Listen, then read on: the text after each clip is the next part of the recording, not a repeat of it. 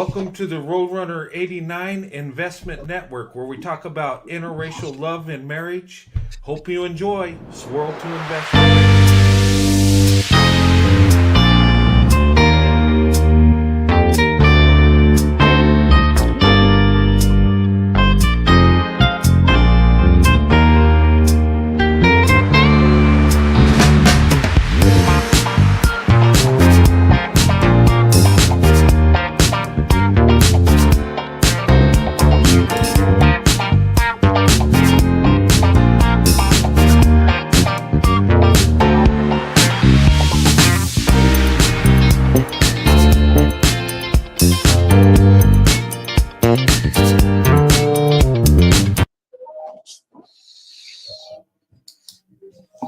All right, how's everybody doing today? Happy Sunday. Decided to come on today instead of last night due to my work schedule, but after next week, I will be going back to Saturday shows and they'll be earlier. Okay.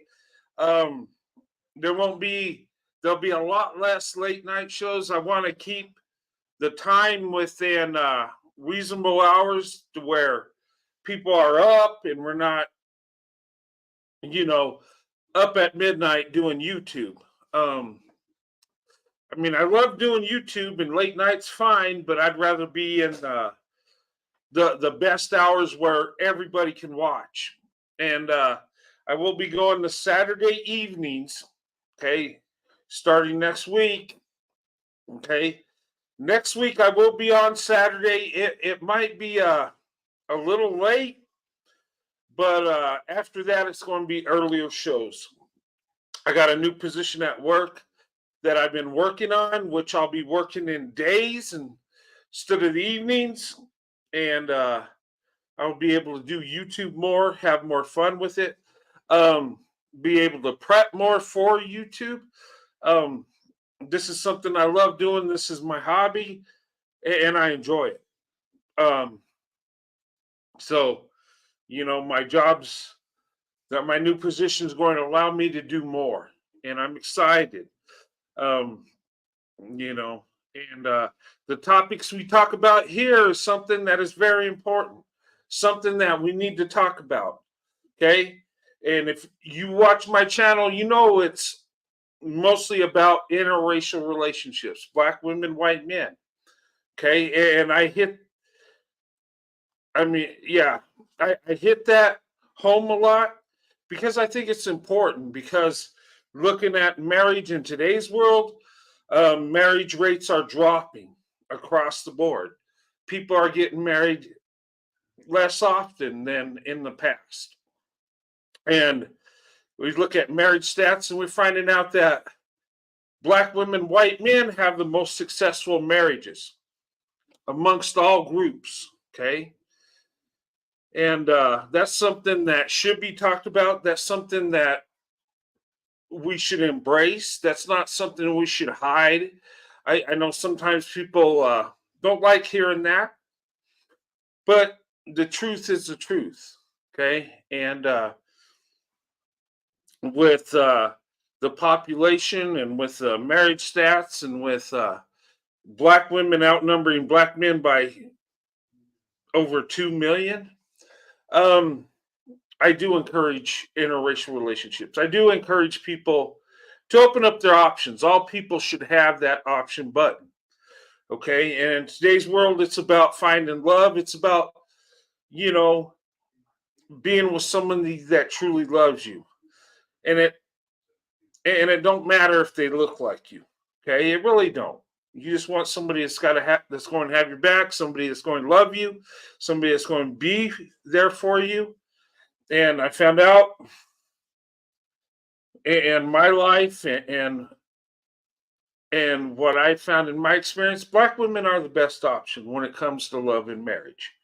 Okay. And people will come at me all the time and say, well, that's your experience. That's you. That's not everybody. But if you look at the numbers, statistically, Black women are the best option for all groups of men. Okay. That includes Black men, white men, all groups. Okay. Black women have the biggest heart. Black women are the most nurturing. Black women are constantly lifting up their men. Okay. We see it. Okay. We don't talk about it that much, but really, that's what's happening. And if you look at the black wife effect, that's, trending right now. The black wife effect is real. It is true. Okay. Black women are uplifting their men, their husbands. Okay. And it's more, it goes beyond getting a haircut and dressing in some nice clothes. Black women are lifting up their husbands with love. They're making them better men. They're making them happy. When you have true love, you have happiness. And of course, you're going to be happier. You're going to feel better. You're going to look better. And it's going to make you more successful. It's going to make you more confident. Okay? And black women have been doing this for years. Okay? And white men, we're starting to find out how amazing and beautiful black women are. I've known it for years. I've been married 30 years. Okay? Me and my wife just celebrated our 30-year wedding anniversary. Okay? And I'm blessed to have the wife I do. And I do have privilege. Okay? Some people on YouTube will come and tell me, you have white privilege. You're white. You got privilege. And I can say, okay. But what the privilege I do have, the biggest privilege I do have, and we do have many privileges in America. Okay. It's not just white privilege. Okay. Just living in a country we do, the freedoms we have. Some of us have more privilege than others. Okay. But I think on the grander scale in the world, we have the biggest privilege amongst all people, regardless of our race, But I think the biggest privilege of all, above all, is the privilege of having love from a black woman. Okay. That is a true blessing. And it is a privilege. Anytime you have love, you have a privilege. Okay. And my topic today is black women, white men. Do they have that power couple privilege? I would say yes. In many ways, they do. Now, is that all of them? No. Okay. But statistically, we're finding black women, white men have the most successful marriages. Therefore, they have more privileges. When you have somebody that's got your back and supports you, you can be more successful. You can move up, in the corporate world. You can have more wealth. And then when you got more love, you have more security within your family structure. Thus, you feel more secure. You feel happy. You're confident. And it leads to success. That is a privilege. Now, not all privileges are handed to us. Some privileges we have to earn. And by making good choices, you put privilege in your life. Okay? And seriously, I believe black women, white men are the power couple. Okay? We are the most successful. And it's not just black women lifting us up and making us better. When they do that, in turn, we make them better. Okay? And a marriage is supposed to benefit both people, both the man and the woman. Okay? A good marriage that has true love, both people are going to benefit. And it's a beautiful thing. Unfortunately, in today's world, we don't have that. Okay? A lot of situations we'll have within a couple, one person will be doing the right thing and the other one won't. But when you find true love between two people, between a man and a woman, they both benefit. And black women and white men, we're coming together and we're finding out how successful we can be together, how much love we have for each other, how much appreciation we have. And I'll say this, and I've said it for years. Black women are the best option. Black women give us more love than any other group of women. Okay. And, we're seeing that in society. And the black wife effect is just a snapshot of what's going on. Okay. You get with a black woman that loves you, she's going to do more for you than giving you a new look and giving you some so-called swag. No, she's going to uplift your life. She's going to make you a better man. She's going to make you more proficient. She's going to make you more successful. And that's what true love does. And nobody will love you more than a black woman. Okay? That's honest to God truth. Now, people say, well, you're biased because your wife's black. Well, okay, you can say I'm biased. I do have a preference for black women. But if you look at the numbers, I'm right. And that goes beyond what I think. That tells the truth. And the truth is surfacing. Okay? And we're starting to see the black wife effect. And people that I talk to, not too many people can say that ain't true. Okay? Unless the haters that, don't want to admit that black women are the best option. And those that want to live in their segregated mindset and don't want black women being with other groups of men except black men. Other than that, if you look at the truth, you look at the data, black women are the best option, hands down. Hey, Corey, good to see you. It's been a while. Okay. And Beverly, how you doing, young lady? Good to see you.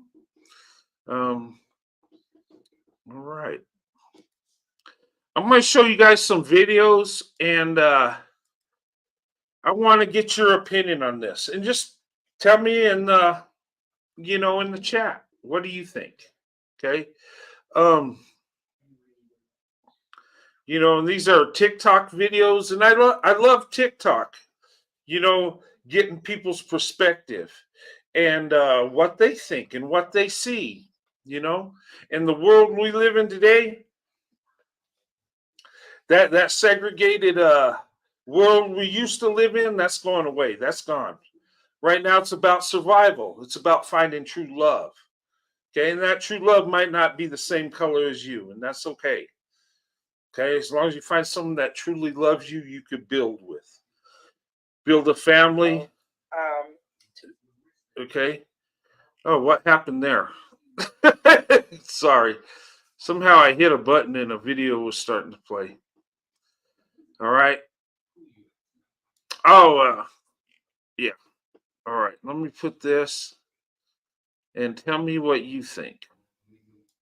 Actually shocking that it's okay. This video, it tells about stats on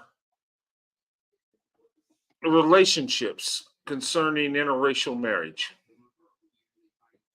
so a white guy is almost 45% less likely to get a divorce if he marries a black woman than if he marries a white woman. It's actually shocking that it's that high. Marriages including a black husband and a white wife were more prone to divorce than those composed of black husbands and black wives. So black men are the best off with black women, and they're the worst off of any racial pairing. So Hispanic and black, white and black, white and Hispanic, Asian and Hispanic, out of all the pairings, a black man and a white woman are the least successful statistically. Wow. Okay, and that's coming from a white woman, right? A white man that marries a black woman is 44% less likely of getting a divorce with a black woman than being with a white woman. That is true. White men are more successful with marriage when they marry a black woman. Okay, let that sink in. Okay, think about that. Okay, why is that? And this popular myth that people try to push and say that, oh, people of the same race are better off with each other of the same race. That's not true. Okay? It's not true when it comes to black women, white men. White men are 44% less likely to get a divorce with a black woman than a white woman. Let that sink in. White men, are you listening? You want a good wife, a good marriage? You're better off with a black woman, statistically. Just saying. Now, black men, you're better off with black women. You should stay where you're at, right? That's what the data says. When black men open up their option, their marriage rates go down. With white men, we open up our options, our success rate goes up. Not just with black women, but other groups of women, it goes up. Then our worst pairing, marriage-wise, is with white women. Let that sink in. It's crazy, but it's true. You're better off with a black woman, white men. Okay, now, are all black women going to love you and open their arms? No. Okay, there's going to be some that will not even talk to you because you're white. It is what it is. But there are plenty of black women that will open up their options and love you, and you need to open up your options and get to know the black woman. You'll be amazingly surprised how amazing and beautiful black women are. And I'm not just talking about the looks, but inside their heart, their spirituality within their soul. They're beautiful women inside and out. But let's continue. White women are most likely to have a marriage end in divorce than any other race of women. And that's where Wow. Okay. Here's what she said. White women are most likely to end in divorce than any other group of women. Like what? Really? That blew my mind. I didn't know that. I was like, really? I knew by studying, I knew white men were better off with black women within marriages, more successful, right? I knew that. But black women or white women are more likely to end up in divorce than any other group. Why is that? Now, if you're a white woman, I would say look at it, study it. Don't take it personal. Okay, they're just telling stats. All right? But the beautiful thing is you don't have to, your success rate don't have to depend on stats of other people. You can determine your destiny. Send Becky back to her mama. Okay, Corey. But hey, look, I opened up my options day one, straight out the gate. First woman I date was a black woman, and I never looked back. I knew the best option from the get-go. But isn't that crazy? So white women are the worst option, statistically. And it kind of makes sense because the divorce rate within white people is extremely high. So I'm like, well, maybe it's right. But when I unpack the data, it's true. Amazing. Okay, let's continue. Get into how it is beneficial for white women to know this. It's nothing that we should be like offended by or anything like that. Again, these are statistics. People have lives that go against statistics every day. Now, here's another similarity between. Right, and that's a good point. People live their lives and go against statistics all the time. Okay? And that's a good point she made. This is a white woman telling you these stats, right? And it takes some character to say, you know what? My group is the worst when it comes to this, okay? But do it with maturity. Look at the stats, okay? Don't get caught up in emotions. Look at it. What is the truth? And you can end up, being more successful by studying what's going on, learning. Okay? Why is it white men that open up their options and date and marry out have more success than with white women? Why? And why is it when they get with black women, they have the best result amongst any group of women? Why? These are stats. These are studies people put work into. They studied this through years of research. This ain't just somebody that came up with an opinion. You got to understand, why is that? Help out in the vetting process, right? Maybe that black woman you work with, at the job, maybe you might want to talk to her, see what she's about. I'm just saying, if she's friendly and nice, and if you're attracted to her, hey, take your shot. Not all black women are black men only, okay? Don't let that discourage you. Go for it. All right?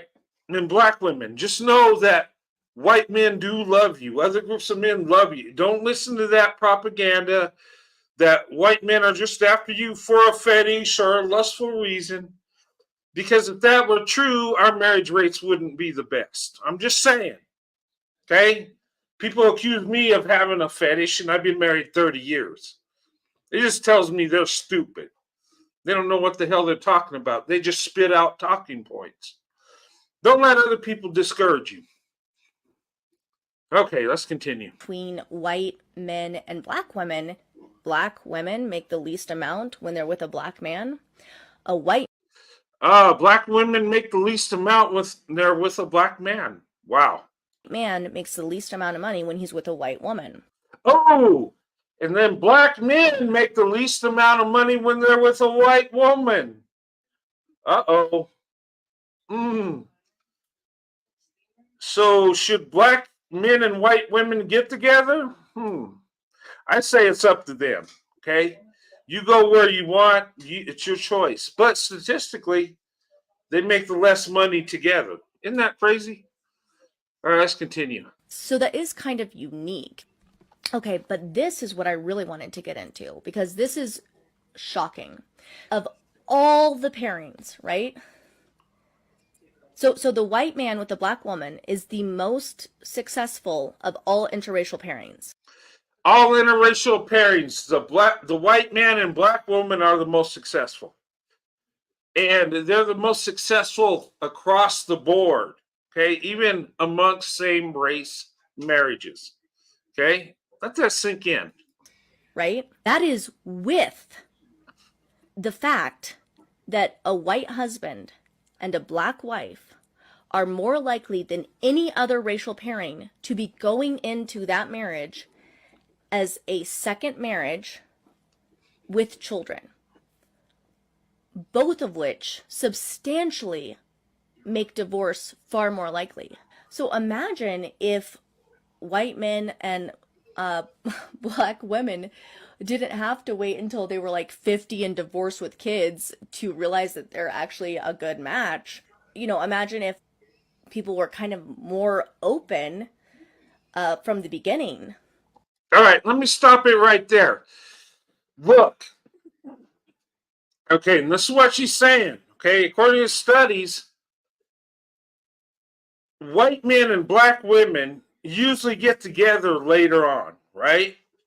But they have such a success rate coming from a divorce, or later on in life with kids, which is the worst scenario to be in with marriage success. But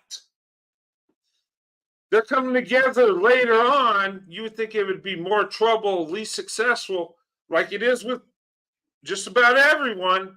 But for some reason, black women, white men make it work. And they're the most successful, okay? So, what she's saying, what if they just got together when they're young and didn't have to go through this to find each other later on in life?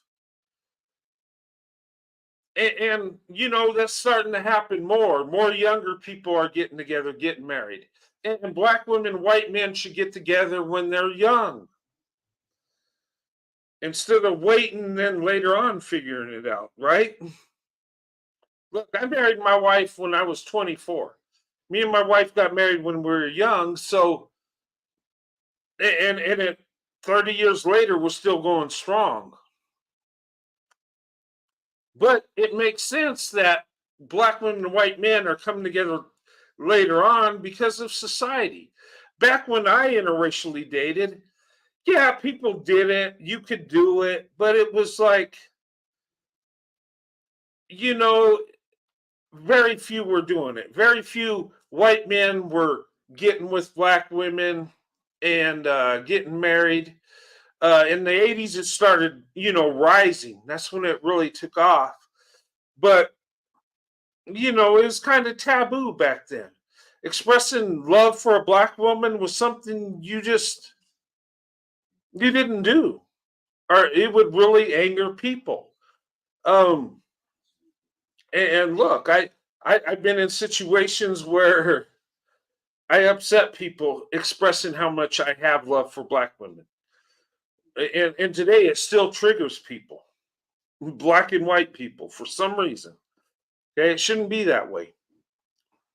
But, it happens. But think about it. Generation X right now are hooking up black women and white men. And they're older now. They're in their 50s. They have children. Some have grandchildren. And it's working really well. Okay. And one positive thing I'm seeing is younger people. I'm seeing high school kids together interracially, and it's a beautiful thing. And within my church, within where I work, I see more interracial couple, more black women and white men, and it's nice to see. It's a beautiful thing. And look, we should be able to love whoever we want, right? As long as they accept us.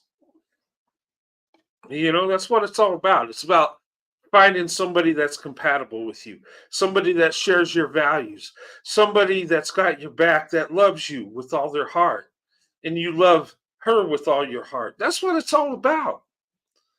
It ain't about, do we look alike? I mean, that's stupid, really. But anyway, let's continue. Just how even more likely to be in successful marriages a white man and a black woman would be. I asked my husband, I was like, and there's a woman that put up the studies talking about it. Okay, and she's married to a white man, so she's not an interracial thing, but she's telling the truth. Okay, and she's studying the data. how could it be this stark? Like, does it really just boil down to gratitude? And he was like, you know what, Cassie, I think it does. It's like, hey, we're both like the people that get, all the crap from our respective communities. It's relatable. Like, they can kind of relate on that level. That's my guess as to why, even despite all the odds against them, the white man and black woman is the most successful racial pairing. For black men, you hear a lot of. Okay, let me stop it there. And she's right. This is something we have in common. Black women, white men have this in common. Okay, we get crap from our counterparts. Okay, and we appreciate when we come together, getting love from each other. It's almost like we put our counterparts on a pedestal and we uplift them and we pour everything into them, and we kind of get the crap back. Black women, white men, we're expected to work. We're expected to take care of the family. We're expected to make things happen. And our counterparts depend on us because we've been doing it for them for centuries. Okay? And when black women and white men get together, they fall in love. They really appreciate each other because they don't have to pull the whole load. And they embrace that. That's something that we embrace about each other, and we can relate being taken for granted. We can relate to taking the blame within our communities. So when we get together, it's like oh my God, this is great. This is beautiful. And I think that's it, really, in a nutshell. Really, why a lot of our marriages are so successful, because we're just thankful. We're grateful. You know, that we're pouring into each other. And within our communities, we're the ones that make things happen. We're the ones that move our communities. So when we get together and we're both hitting the ground running, good things are going to happen. Just saying. The blame for the low marriage rates, for women not being compliant, women not being submissive, they're not feminine enough, they're not, this or that enough. I mean, it turns out that when black women date interracially, they tend to actually be capable of being, good wives and having successful long-term relationships with other races of men, whereas black men can't really say the same. When they're matched with other races of women, they're even less likely to be successful than if they're with black women. Right. And you know why? It's because of the black woman's character. It's because the black woman pours everything into a relationship. The black woman is loving, nurturing. The black woman is strategic in a way that she'll take the man she loves and mold him into something that's better than what he was. And it's crazy. And I just, with my wife, she'll, you know, my goals end up being her goals, and she takes that on. And not, and black women do that. It's like they're trying to perfect the man they're with and make him better, bringing out the best in you. And yeah, it might be, she might, have a certain clothes, try this on, how does this look? She might influence you that way by how you look, but she's going to influence you on how you love and how you build with your life, how you become successful. It's kind of funny. Like, we we we were at a store one day. We're buying clothes, and my wife said, "Hey, try this shirt on. This brings out the green in your eyes, right?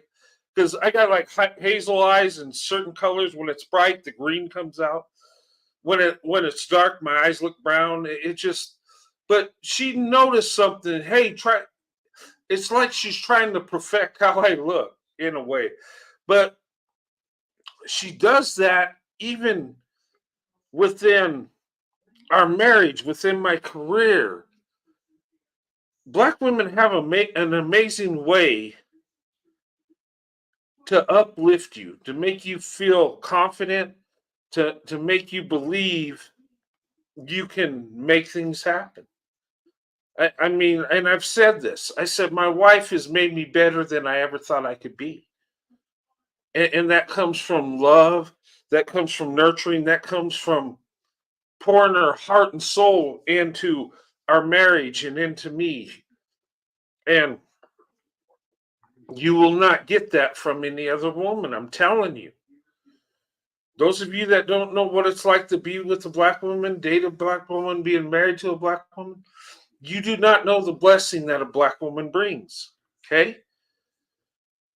It's totally amazing. Now, does that mean you can't find a bad black woman that does you wrong? Sure. They're out there. But most black women are pretty reasonable and loving women. Most of them will have your back. And if she loves you, you got it made. You just have to be a man and do what you're supposed to do. Just saying. But according to this data, black men are better off with black women. White men are better off with black women. Uh, and any other group of men are better off with black women. I'm just saying. And I'm telling you, the truth is coming out. And more white men are opening up their options. More white men are looking at black women saying, wait a minute, Becky just ain't doing, she's taking me for granted. About the black woman, people, white men are dating, marrying out more now than ever. Okay, white men date and marry out more than black women do. Or more than, yeah, we do it more than black women, but we do it more than white women. That's what I meant to say. Uh, we're seeing a big rise in white men dating and marrying out with Asian women, Hispanic women, black women. White men are saying, you know what? And this is what's got the modern day segregationists uh, upset and caught up in their feelings in panic mode. Okay, because they're seeing white men saying, you know what? I'm going over here. I'm going to get with Maylene, Maria, Keisha. I'm getting a better option from other women. Okay, and they're feeling, and black women, oh my God, it's amazing. And our marriage rates are more successful with black women. And white men are opening up their options, and they should. But you got these people, these haters out there that don't want to say that. Whoa, people are supposed to be with their own race. The white community's dying out, they're disappearing. No. All that's happening is we're combining our DNA when we procreate. And that's the way the world's going. The white people that are here today, in the future, they won't look the same. Okay, same with black people. Okay, black people are going to get lighter, and white people are going to get darker. It is what it is. We're not going to be the same as we are in the past. Man is evolving, and people are procreating with other groups of people, and I don't think it's a bad thing. I think it's a good thing. I think we're better off coming together with love and opening up our options and integrating, not just in friendship and eating at the same lunch counter, but building families together. Okay? I'm all for it. Oh my God, less white people will be walking. I don't give a damn. Okay? They'll still be there. It's just our DNA is merging. We're still people.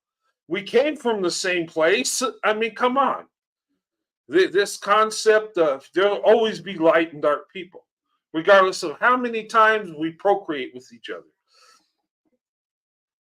Don't get caught up in that crap. And don't feel guilty for opening up your options. And black women, listen to me. You don't owe the black community a damn thing. Okay? It's about you. What's best for you. Same thing with white men. You don't owe white people a damn thing. Just go where you're loved, celebrated, and where you can have the best option to have the best result when it comes to love and marriage. It's about building a family. We're not here to build a race. That's stupid. Okay? We're here to build a family, build our nation, make it better. Okay? And how we do that, I think more people need to open up their options. More people need to give black women the love and respect they deserve and tell the truth.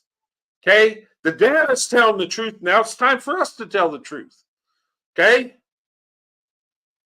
And this young lady, this white woman that came out and told the data and told it for what it really is, I have a lot of respect for her doing that. That takes character. That takes discipline. And that's a beautiful thing.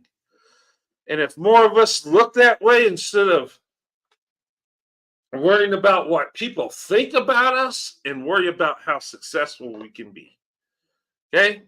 And white women and black men are the absolutely least successful of any racial pairing. So these issues going on where black women are the ones most commonly blamed for the breakdown of the black family, white men tend to be most commonly blamed for the breakdown of the white family. And really, most of the statistics and studies and surveys tend to show that it's the exact opposite. Really, the common denominator in these are actually the black man and the white woman. Wow. What do you think about that? And why is that? Man, and Corey, I'm with you, brother. I'm not afraid of white people dying. Like, what? Okay, we're disappearing. Oh my God. Well, um, our DNA is still passed on. It just our kids are going to be darker. I got 3 biracial kids, so the census will they won't count my children as white children because they're biracial. Okay. So it looks like I didn't have any kids, which I had 3, right? And I got grandkids. So uh my family's growing. But if you look at the numbers, it would look like I didn't have no children. I'm not reproducing. My brother, on the other hand, he's married to a white woman, so his children are counted as white children. Mine are counted biracial, so it's in another category. They're not classified as white anymore. And even though I'm the father and they have white DNA, they're just not counted. And that's what they're talking about dying out. White people ain't just walking on the street, dropping like flies, passing away. No, it's just our numbers are going down. And worldwide, reproduction is going down. It's not because we can't procreate, it's because we choose not to. We live in a society where we only have 1 or 2 kids because we are living in a corporate world. Back in the day when everybody was farmers, we needed a bunch of children to help run the farm, right? So we had more kids. Today, children cost a lot of money. It's like, oh my God, I can't afford to have a bunch of kids, so I only have 1 or 2. And that's how people look at it. Okay. And it's crazy. And it seems like the more successful you are, the less kids you have. And those in poverty have more kids than those that are well off. It's like we need to go the other way with it. But anyway. But yeah, I've heard that thing. White people are dying out, and you see some of these pro-black groups celebrating. Yeah, they're dying off. They'll be gone sooner or later. And like, really? I'm like, okay. No, we'll just be biracial. That's all that's going to happen. And hey, I embrace that. Our biracial children will be running this country in the future. They already are, but more often. Okay, I got a couple more TikToks to show you. And let's go here. And I haven't done any research myself. Okay, I showed this video before, but I like this. He really breaks it down. This is so interesting to me. And a few people have commented this, and I haven't done any research myself yet. Also, I'm at the pool right now. Black women, go outside. Go outside, get chocolate this summer. Anyways, that was our segue. Black women, go outside and get chocolate this summer. Everybody go outside. Have fun outside. It's summertime. It's warm. Get out there. I believe that we are more successful with white men because, and it's just a theory, I think because white men don't try to suppress us and don't try to make us submit as much as, like, for example, black men. Because, and I don't. Oh, wait. What did she say? White men aren't trying to suppress you? Wait a minute. I thought we were the oppressors. I thought we were the colonizers. And I mean, we're not trying to oppress black women, suppress them. Okay. I think she's right, though. But, and what she's saying is trying to force this submission thing. Submission comes natural. And it should be. A woman should not submit to anybody but her husband. Just saying. Don't like pinning black men against other races because black men have been through so much more trauma than other races of men. But that term submission looks differently with different races. And I believe that white men don't want to suppress us into submission. They want us to just be ourselves. And we like that. And I think that's why we do better. That's just my opinion.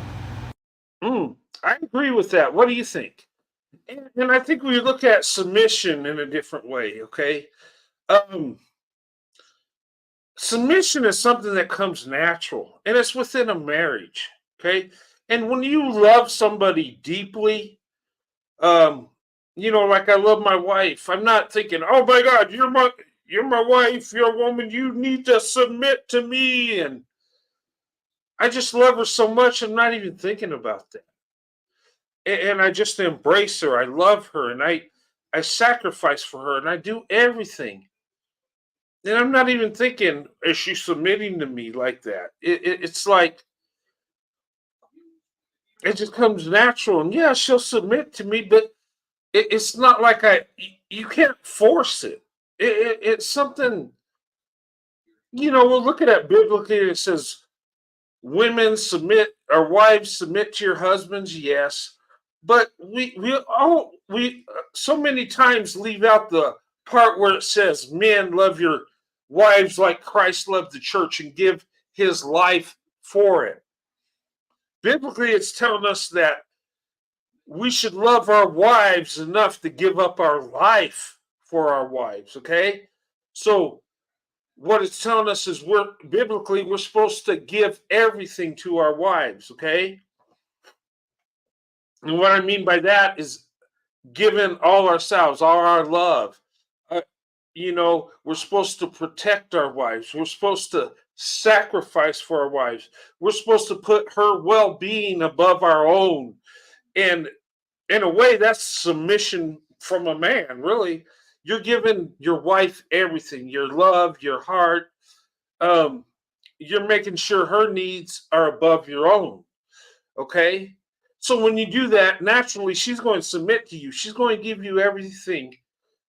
She's going to give you all of her. And that's what a marriage is two people giving each other everything. Okay. And when you're in love, you're so focused on the woman you love that you want her to have everything. And you get that deep in love, you're not thinking, well, is she submitting to me? Is she doing? No, you just give her all your love and it comes back and you get that submission. And she gives it to you naturally. And it's not even, it just flows. Love it. And that's how love is. Love flows naturally. You can't force it. You can't, it's either there or it's not. You know what I mean? And I think she's right. We're not looking at, giving a black woman a list of what she should do because she's a woman and this and that. We're just, and I think white men, we don't take black women for granted. Like, and I'm going to get in trouble for saying this, like black men do. Okay. I think black men take black women for granted because they have access to black women. They grew up with black women. Black women's in their community. They dated black women. Black women are everywhere. And black women being the loving women they are, they pour their heart and soul in the man they're with. So black men are used to that. It's something they expect. Us white men, we're not used to that. Becky ain't doing that for us. I'm just saying. I'm not being mean. There are white women that love us. That's true. But they don't pour into us like black women pour into the men they love. And I'm telling you, when we get with a black woman and we experience that love, we appreciate it. We're happy to be there. We know we're blessed. Okay?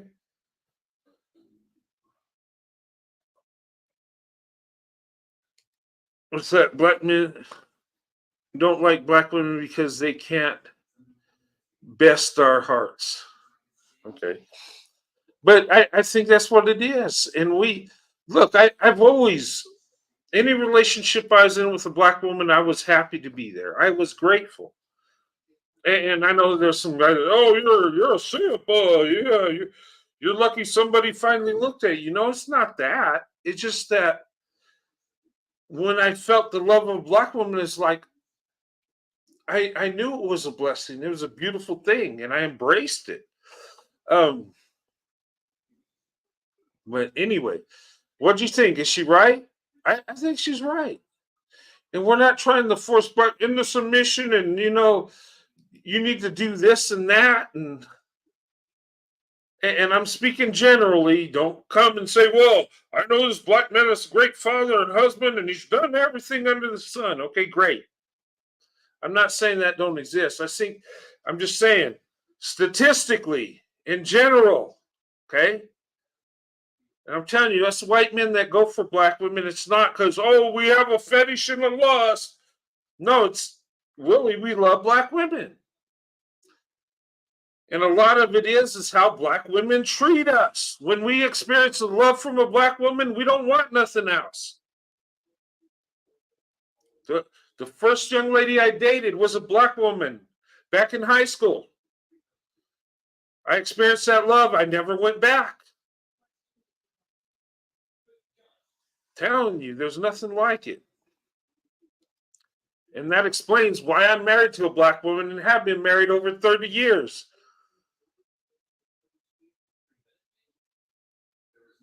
Submission is for married men that provide. Yes, you're absolutely right, KP. Yep. And people don't understand that. Your girlfriend should not submit to you until she's your wife. Okay? And you got to do what you're supposed to as a man. She don't just submit to you and you get your way. That's not what it's about.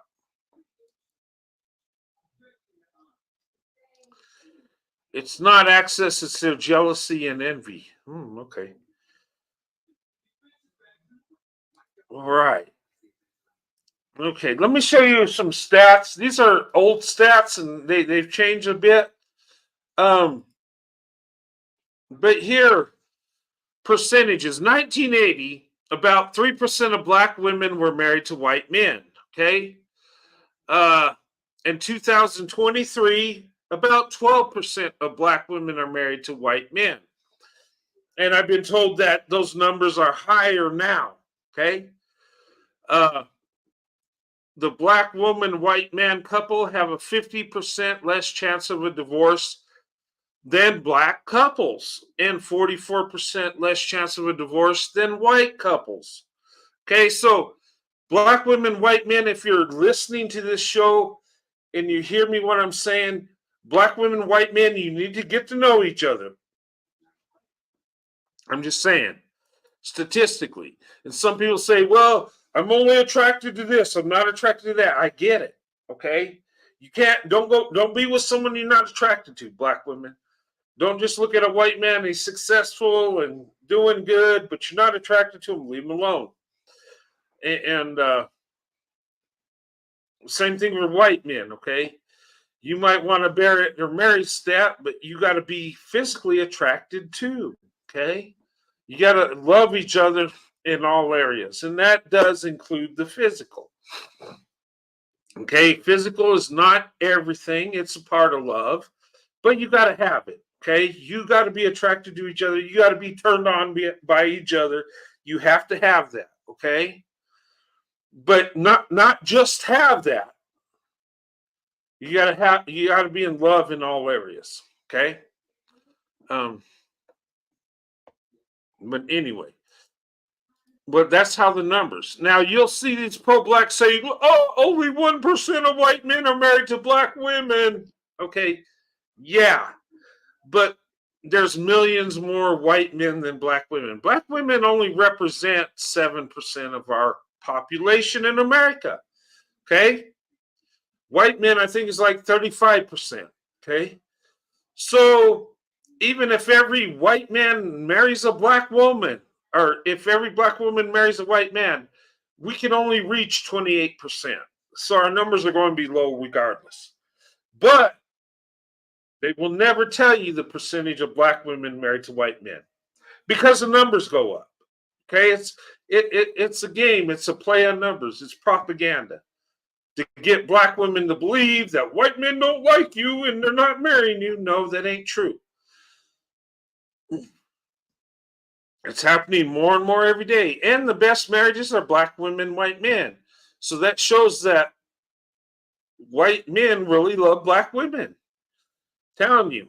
And let me tell you something. I've heard this thing on TikTok where some white women are saying, okay, black women, can you black wife or do the black wife effect on my husband. She'll say that, right? And hit, which is weird. Why would you want that? You don't want to look. This white women don't try to outsource to get a black woman to make your husband better, okay? Because if she touches his heart, he will belong to her. I'm just saying, okay? And that's what's happening. Once a black woman touches your heart, you belong to her. I'm just saying. Once you feel the love of a black woman, you hey, you're done. That's where you're at. You're not coming back. Okay. But you won't want to, so it's all good. We aren't doing that for Becky, yeah. But some of these Beckys would outsource their husbands to black women to make them better. I'm telling you. I know that sounds crazy, but white women will do that because they're seeing success with black women with white men, and they want that, right? But you gotta, yeah.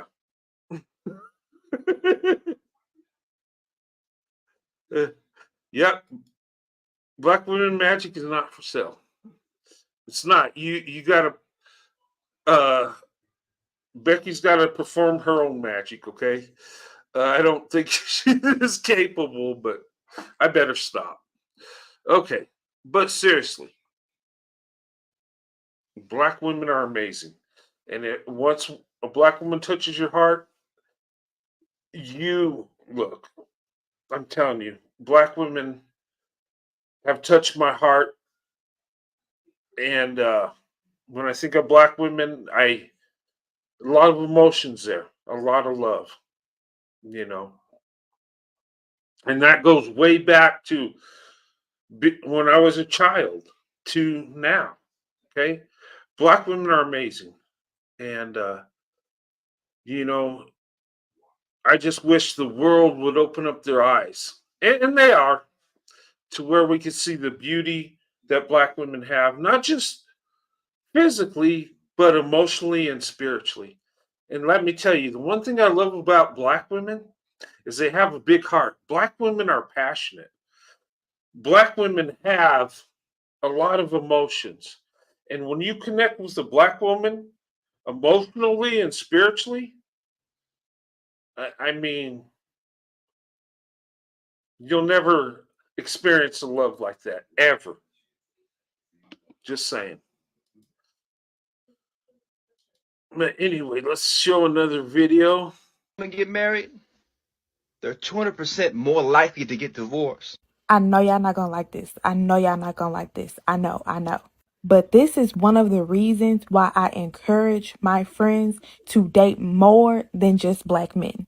From a statistical standpoint, as a black woman, you are incredibly more likely to have a successful marriage and a successful family unit once you expand your horizons.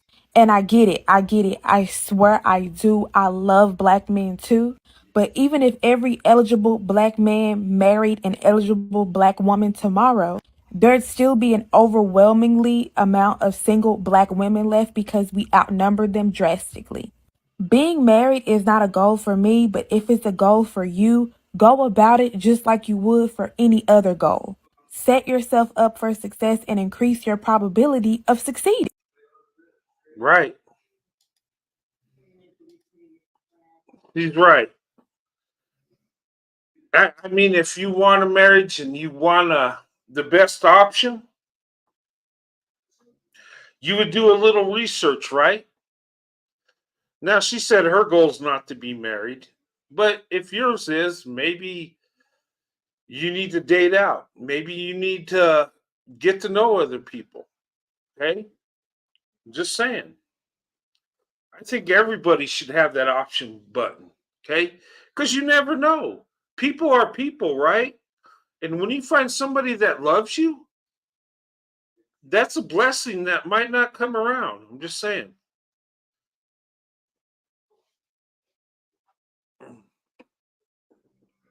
Okay. All right. Now you guys know Loving Day is coming soon, right? I believe June 12th. When the Loving versus Virginia case in 1967 that made interracial marriage legal in every state. Um, I think I'm going to do a show on that, and we'll celebrate. Uh, I might not be able to do it June 12th, but I'll do it a day after or a couple days after or something. But I want to do a show on that. The Loving versus Virginia, and that's when it made marriage legal throughout the United States. I think before that case, there were still 12 states that was illegal to interracially marry. Okay. What's that? That bonnet in her head in public says black men don't love her. Love them white. Oh, okay. All right. Yeah, what's with the bonnet thing? Is it just I don't know. My wife wears one, at home, but she don't wear it out, in public. But some black women do. Is it like a style thing? Um,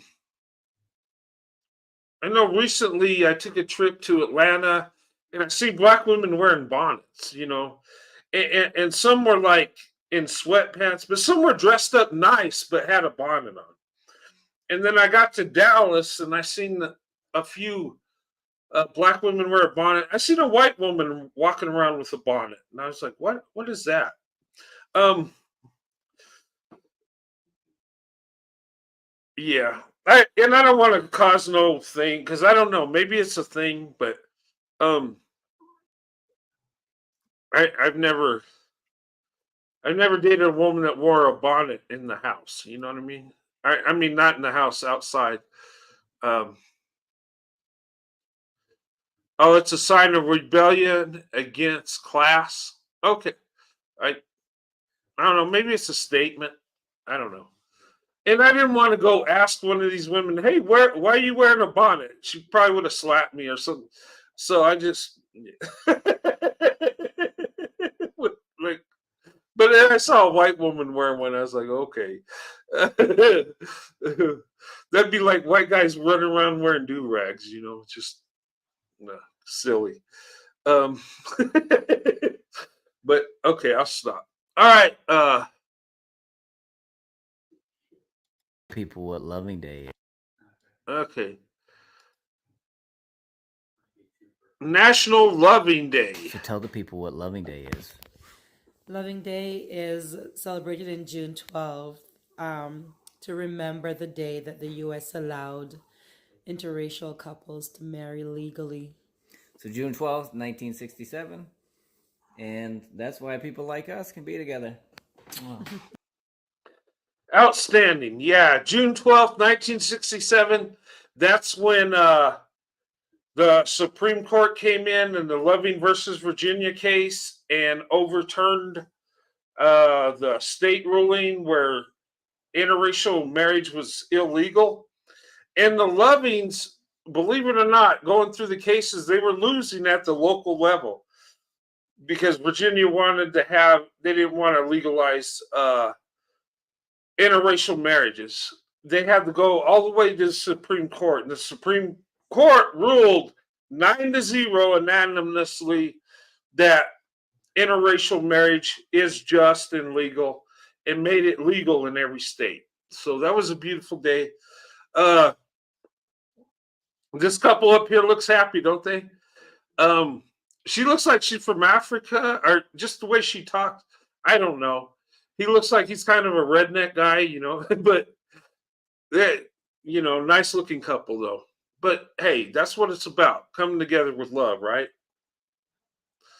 And I don't know why they ever made interracial marriage illegal. That is stupid. That separation thing never worked. And it creates more problems than anything. If we live in a segregated world, we know less about each other. We end up developing, uh, stereotypes, and get to thinking that somehow we're better than the other group. And it just, but when we get to know people, we learn about them. We develop friendships and relationships. And yeah.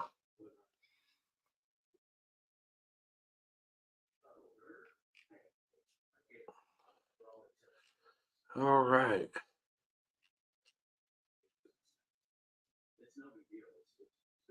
Keep it going and increase the light skin pop. Leonard, what are you doing? You trolling my channel? Hey, what's this light skin population thing? What are you talking about? you, on the other hand, you could say it's promoting the dark skin population. I mean, depending on how you look at it. I thought about this. And in the black community, right? You got light skin, dark skin black people. And why do we classify people as that? Because a lot of times the light skin is got some white DNA, right? What if we flipped it the other way and called like white people light skinned white people, and dark skinned black people that have both DNAs? What if we just call them dark skinned white people?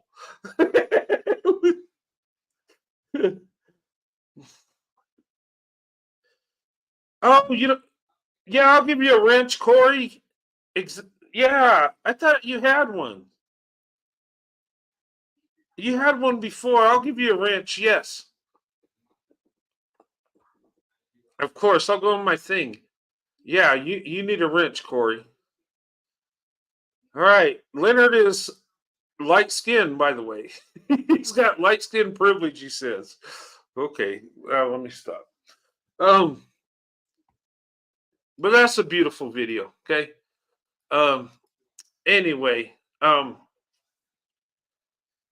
thing tonight's show is, we know the marriage rates are better with black women, white men. Okay. Now, I'm not saying that other marriages aren't good. I believe in marriage across the board. Okay. I want all marriages to last, to be successful. I never rejoice when I see a marriage go bad. I don't. I don't get happy if I see a black man and white woman marriage end in divorce. That's sad. Okay. And I don't, when I see two white people get divorced, they don't, that's sad. Two black people, a Chinese guy and a Mexican woman get divorced. I don't want to see nobody divorced. Okay. Let me make that clear. Okay. I'm putting out stats, data. Okay. Yes, I am giving you my opinion, and you say it's biased. That's fine. But I want everybody to be successful. Okay. I don't hate nobody. I don't think I'm better than anybody, by no means. Okay. We're human beings. We're people. Okay. Some people make better choices than others and have a better result. Okay. That's all I'm saying. So I don't want people to misunderstand me. I'm not, some people say, well, you say black women, white men marriages are great and black men, white women suck. No, I never said they suck. I never said nothing. I just said their marriage stats aren't as good. Their marriage stats aren't. And why is that? Okay. I think it's because of choices they make, how they go about it. I don't think they're as strategic. That's all I'm saying. Now, can they be successful? Sure. Like the lady said in the stats, the beautiful thing is you don't have to live your life according to stats. When it comes down to it, at the end of the day, it's about character. It's about making the right decisions. Okay. And not everybody that ends in a divorce is their fault that the marriage didn't work. Okay. Some great people, end up marrying the wrong person and it don't work out. Life happens. Okay. So bottom line is I want everybody to be successful in marriage.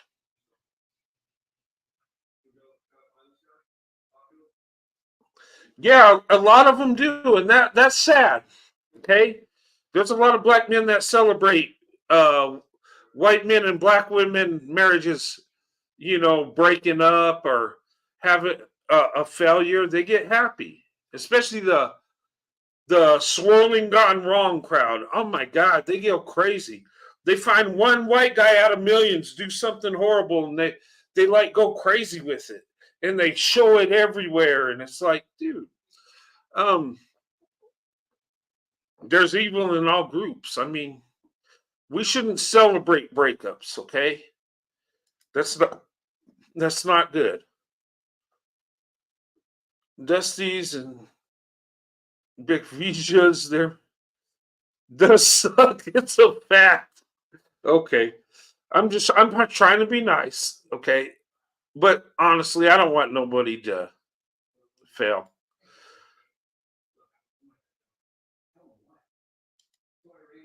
Oh, black men were even mad that Ebony K. Williams is now pregnant. You know, I heard she's pregnant, but I haven't really looked into it. Um, it yeah, I won't even talk about it. I don't even know. I know she's pregnant, but that's all I know. Um, they are jealous. Okay, let me drop the link if you want to come up. I'm going to make it short. Um, but here's my opinion, okay? You could like it, hate it, tell me I'm right, tell me I'm wrong. That's fine, but I believe, okay, and data backs me up. Black women, white men are the most successful marriages, but I believe they're the power couple. I believe there is power couple privilege, okay? And you watch here in the future, it's already happening now. The most successful people when it comes to marriage and financially are going to be black women and white men together. I'm telling you. And some people say, oh, it's racial, it's white supremacy. No, it's not. White supremacy is white only. And don't be telling me this BS that black women and white men are white supremacy. It don't make no sense. That's not what it is. I would say actually it's love supremacy. They're showing the world how to love the right way. And I will tell you, and I'm going to go in and say this. All right? All right? Well, I better not say it. Okay. But look, I think white men are more successful with black women because black women are loving the right way. In my life, I've learned to love the right way when it comes to relationships. And I've learned that from black women. I'm serious. Okay. Um, Gabby and Brian, congratulations. All right. Hey, Corey. How you doing? Hey, welcome to the show. How you been? Oh, been busy. I'm doing good. Oh, that's good. I'm Yeah, trying to find a picture to put up here. I seen in the chat you said you're writing a book. Yeah, Another I just book? stepped back from social media just to focus on work, Oh yeah. I stepped back from it for a little bit too. I my work schedule's been crazy. I haven't been able to do YouTube as much as I want, but I'm still able to do it. I got a promotion at work where I'm going to be working days now. And Oh, nice. yeah, I'm excited. And I'll have more time for YouTube, more family time. Just don't pull a marathon like 8-10 hour day. Oh yeah. Hey, oh my God, I think my record is 10 hours.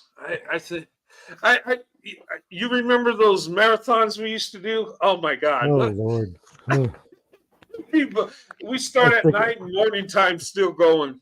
I still have Yeah. jet lag just thinking about Oh it. man, I it got so bad I had to take a break there for a little bit because I actually Oh yeah, you so were wore falling asleep out. in the chair. I mean, you fell asleep in front of us. Yeah, I passed out in the shower and Oof. it hit my head. My nose was bleeding, and my wife panicked. And all I remember is I'm laying there, and my nose is bleeding, shower's running, I'm naked, and my wife has her arms around me, crying. I was just like, You're lucky Sandy didn't knock you out for scaring her like right, that. I know she wanted to because it was like, yeah, but I was so look. Let me say this, guys. Those of you doing YouTube, it is fun, it's great, but don't let it control you. I'm serious. Look, I'm passionate about this. I love talking about interracial marriages and sharing my life story, and I love connecting with you guys. I love it so much that I really was affecting my health to a point. And I'm telling you, take a break from it. Okay.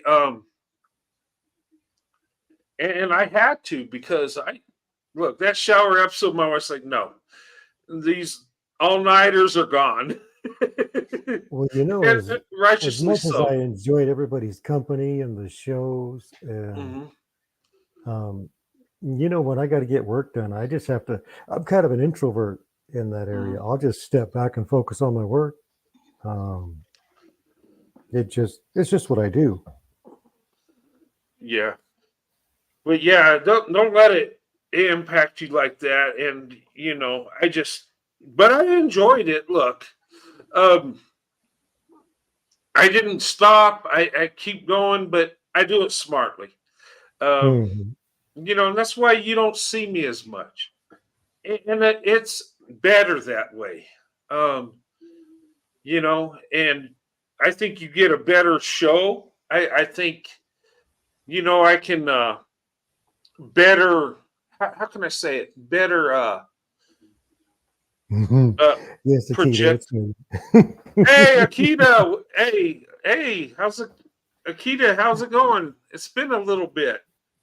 All right. Hmm. Sorry to interrupt you. It's just she's cute. Oh no, hey, yeah, you can interrupt me for Akita anytime. Yeah. Good to see you, Adorable and beautiful. Akita. Yeah, yeah. Akita probably remembers those late shows. Oof. Those Yeah, me. I tell you, we're at 10 hours, but it was fun. I enjoyed it. You know, um, 16-hour shifts. Oh my goodness. Yeah, Wow. I don't do that anymore. I don't have I to. I don't either. Yeah, I mean, if I would, if it was, necessary, but these days it just ain't necessary. right. Yeah, I with this new job, I'll be only working 40 hours a week. I'll get off that 60-hour weeks. I'm tired. I uh, Hmm. I 60 told hours. You come home yeah. and you sleep. That's all you do is sleep. Well, I was doing the 60 hours and doing YouTube. That's what. And sleeping in the chair.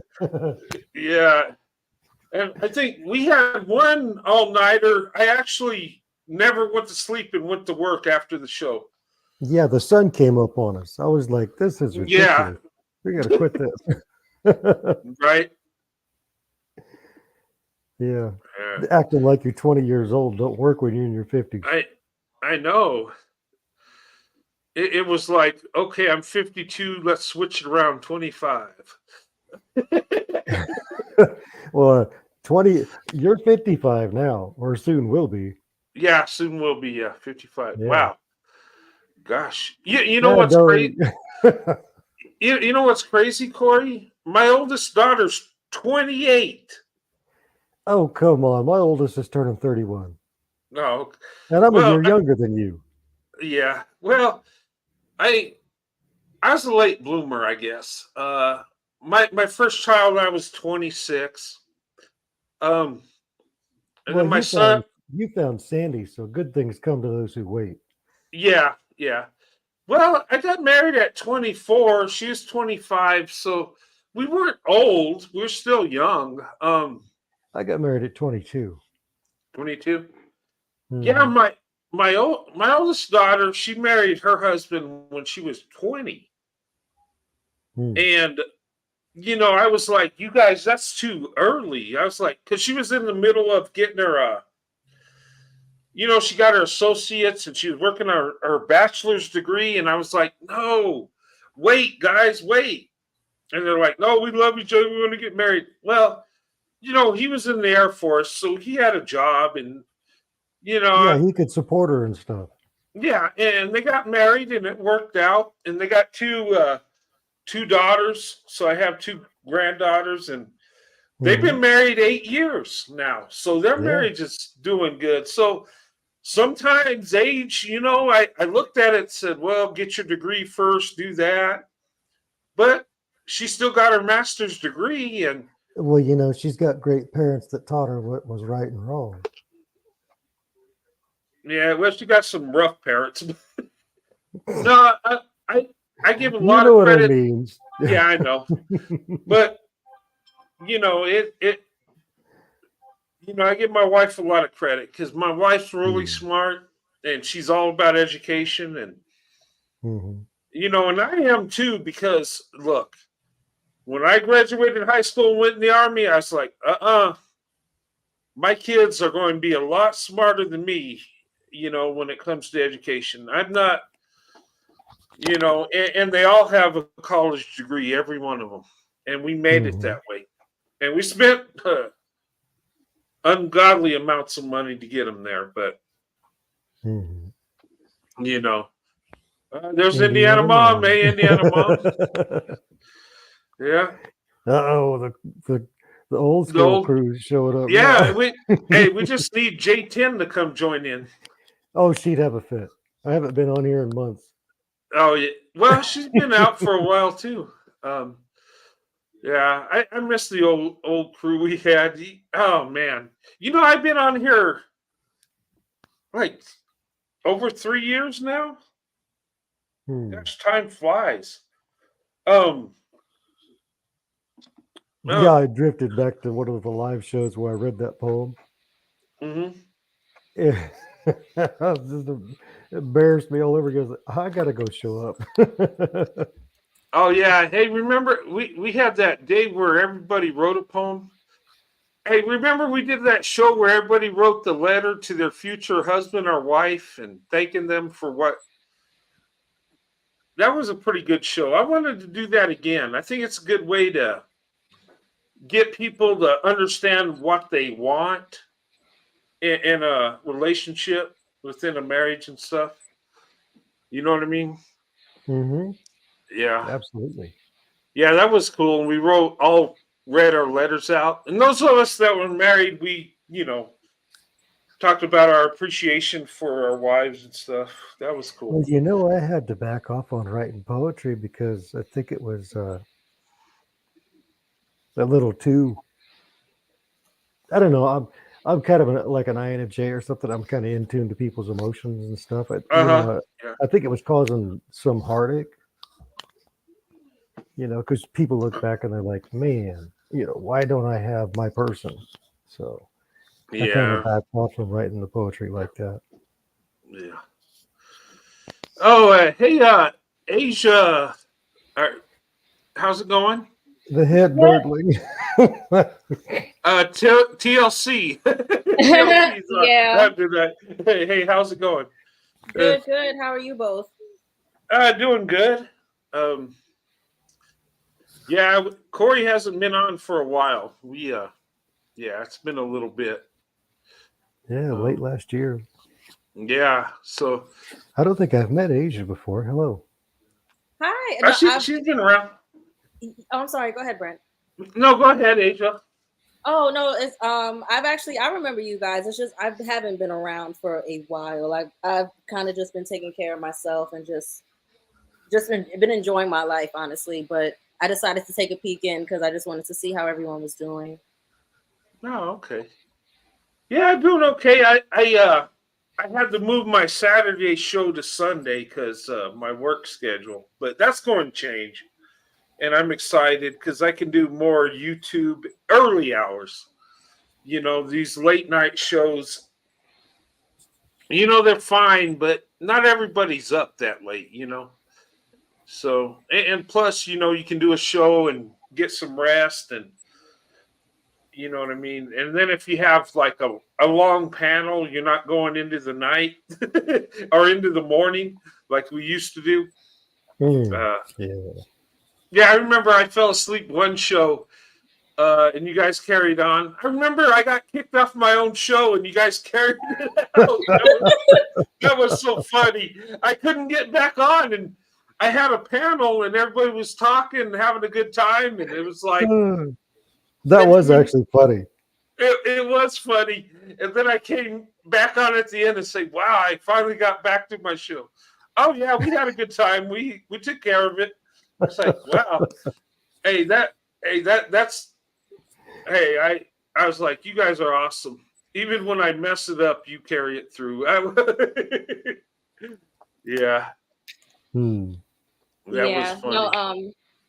It's funny because there's been so much hoopla as far as like the whole. I don't know if I think Brent, you've already made a live about it. The whole black wife effect. It's just amazing.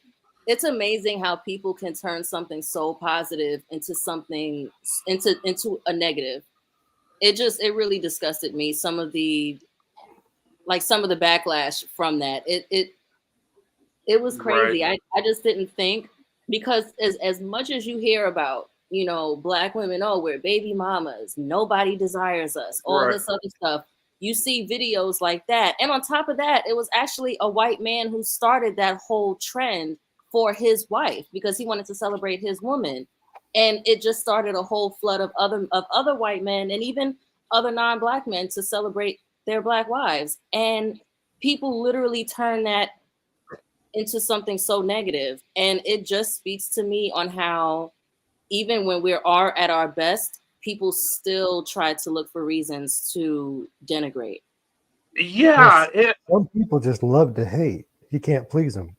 Yeah. But you know what?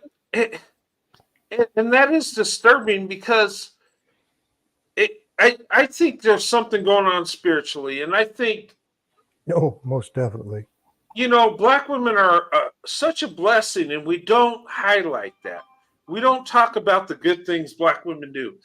And when we look at marriage stats, and we're more successful with Black women than any other group of women, white men, seriously. And,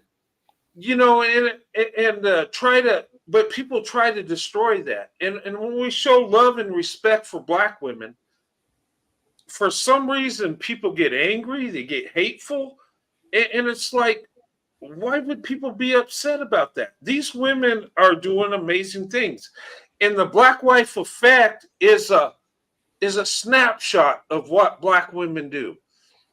It ain't about wearing a new outfit, getting a haircut, and looking good. I mean, Black women will do that for you, because that's what they do. They bring out the best in you. But when you look at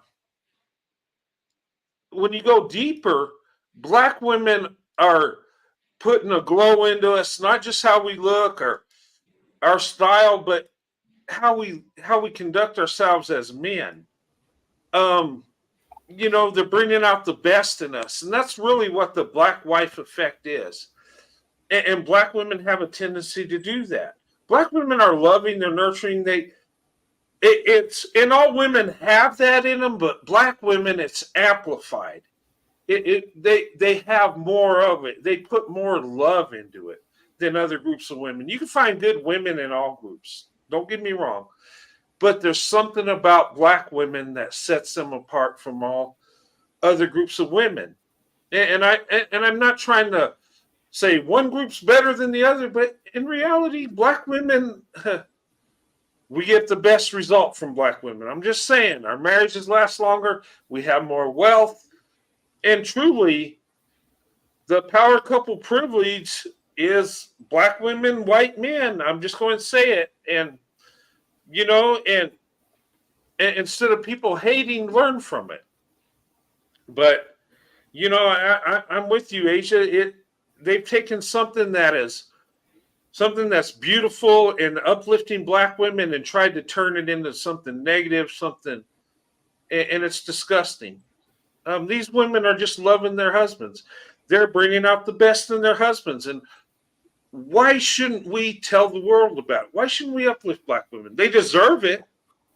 I mean, what are we doing? I mean, but that's the It's world almost we live in. That's true. It's almost like you can't. It's almost like we have to be cared about or loved in secret. We can't be celebrated or have anything positive about us out loud. But when it comes to the negative, oh, that can be spread around, that can become popularized, that can be Yeah, sold. You know? right. And like I said, it's disgusting. And you know, I'm glad they have the Black Wife Effect. We need to talk more about black women, you know, and give them love and respect they deserve. Black women have impacted us in so many ways. And I'm not just talking about relationships, I'm talking about within the corporate world, within our communities, when in our churches. Let me tell you, my faith has been impacted by black women within the church, spiritual black women that have poured love into me and uplifted me. And, you know, and friendships I've had with black women have been amazing, have been a blessing. And it goes beyond the dating and marriage. Black women, the black woman effect is everywhere. Mm-hmm. And, you know, we don't talk about that. I guess we just, you know, benefit off that and just go about our lives. But really, we should be talking more about it and uplifting black women more. Tell the truth. You know, why do we got to take something negative or something very positive and turn it around? It's like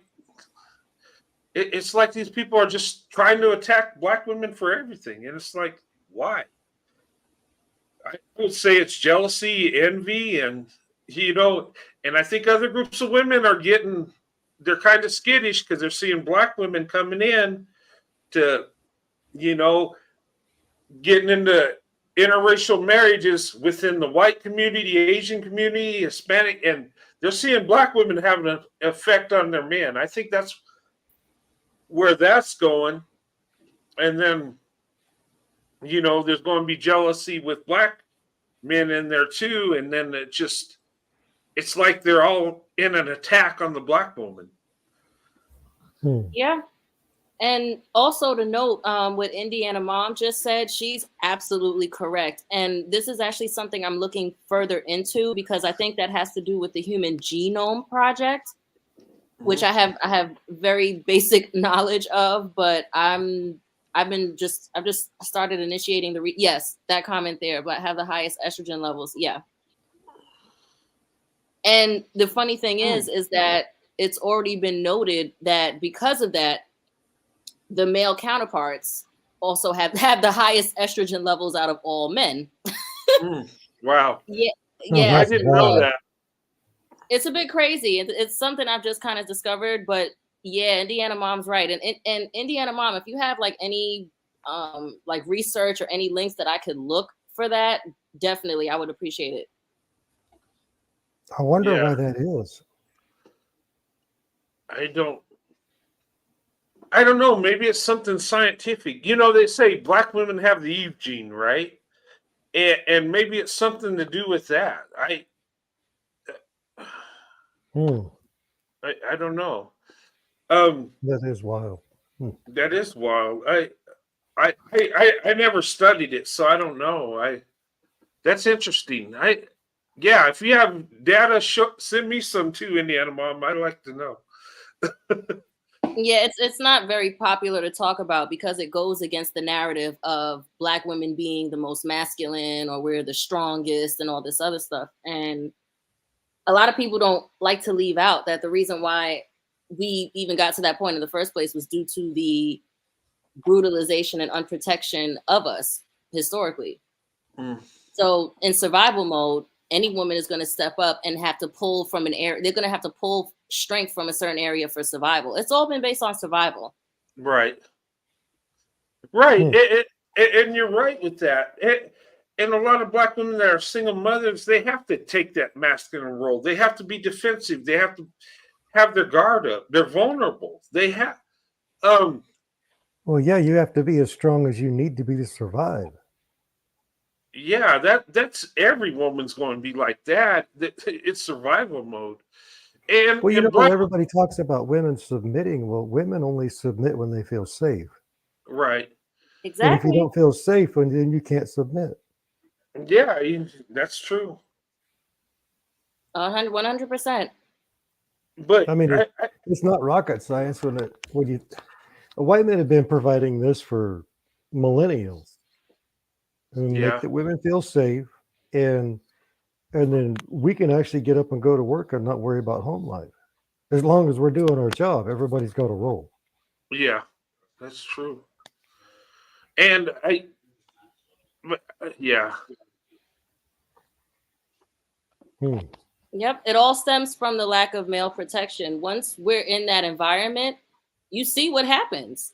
right. Yeah, yeah, it's like Black women are unstoppable once they're in that situation. Well, look at it realistically. Even Black women in the position they're at, they're leading the way. If you look at education levels, Black women lead the way statistically. If you look at businesses that are up and coming, Black women lead in that. If you look at relationships, marriages, Black women lead in that. And people will try to, say, well, in the Black community, Black women have the least amount of marriages. Well, yeah, because the men don't want to get married. So it's not their fault. But when Black women do get married, they have the best marriages of all groups of men. And I just recently figured that out. And I don't know why it took me so long, but I always knew Black women, white men marriages were the best. I figured that out. But when I look deeper, I'm like, wait a minute. Black men do better with Black women than any other group of women. So do white men. So do Asian and Hispanic men.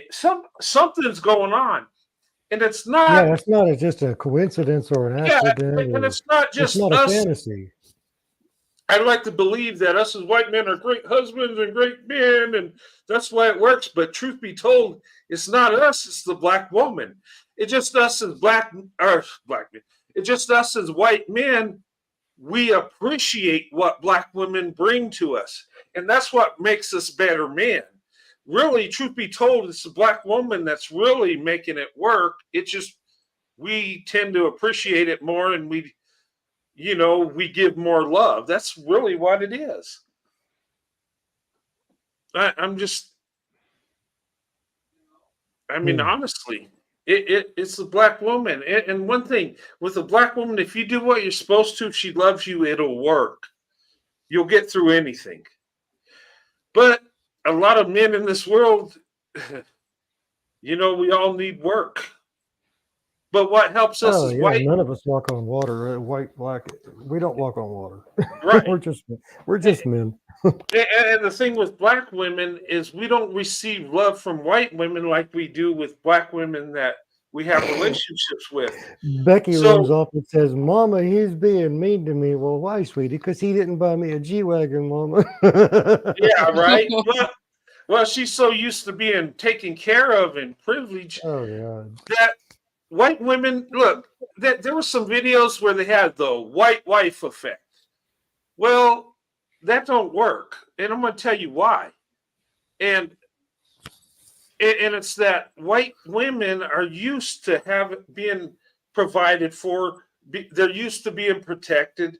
They have all these things, so And they've it's like taken it all for granted. they take it for granted, and they're not looking to pour into their men. They're just looking Mm-mm. for, hey, what are you going to do for me? And you know what? What's crazy is white women and Black men have this in common. Like, hey, you need to submit to me. What are you doing for me? What are you bringing to the table? black men, white women are in the same area with that. You know why? Because we put them on a pedestal forever. White men, and I will tell you, have put white women on a pedestal for centuries. And Yeah. it's in our culture. We do that. But they've taken it for granted. Well, in turn, black women have uplifted the black man and put him on a pedestal. So when we come together, we're used to uplifting the other person, that our marriages work better because we're both putting in the work. And with with Keisha and Brad, they're putting in the work, so it usually tends out to turn out better. Where Tyrone and Becky, they're like, "Hey, what are you going to do for me? I'm the prize here. Hey, no, seriously, I know it sounds funny, but No, it's the really, truth. yeah, that's what's going on. And Well, I was married to a white woman for 27 years, and I can't believe you how irritating it was when she would invite other people into our private life, yeah, trying to get her way, pouting.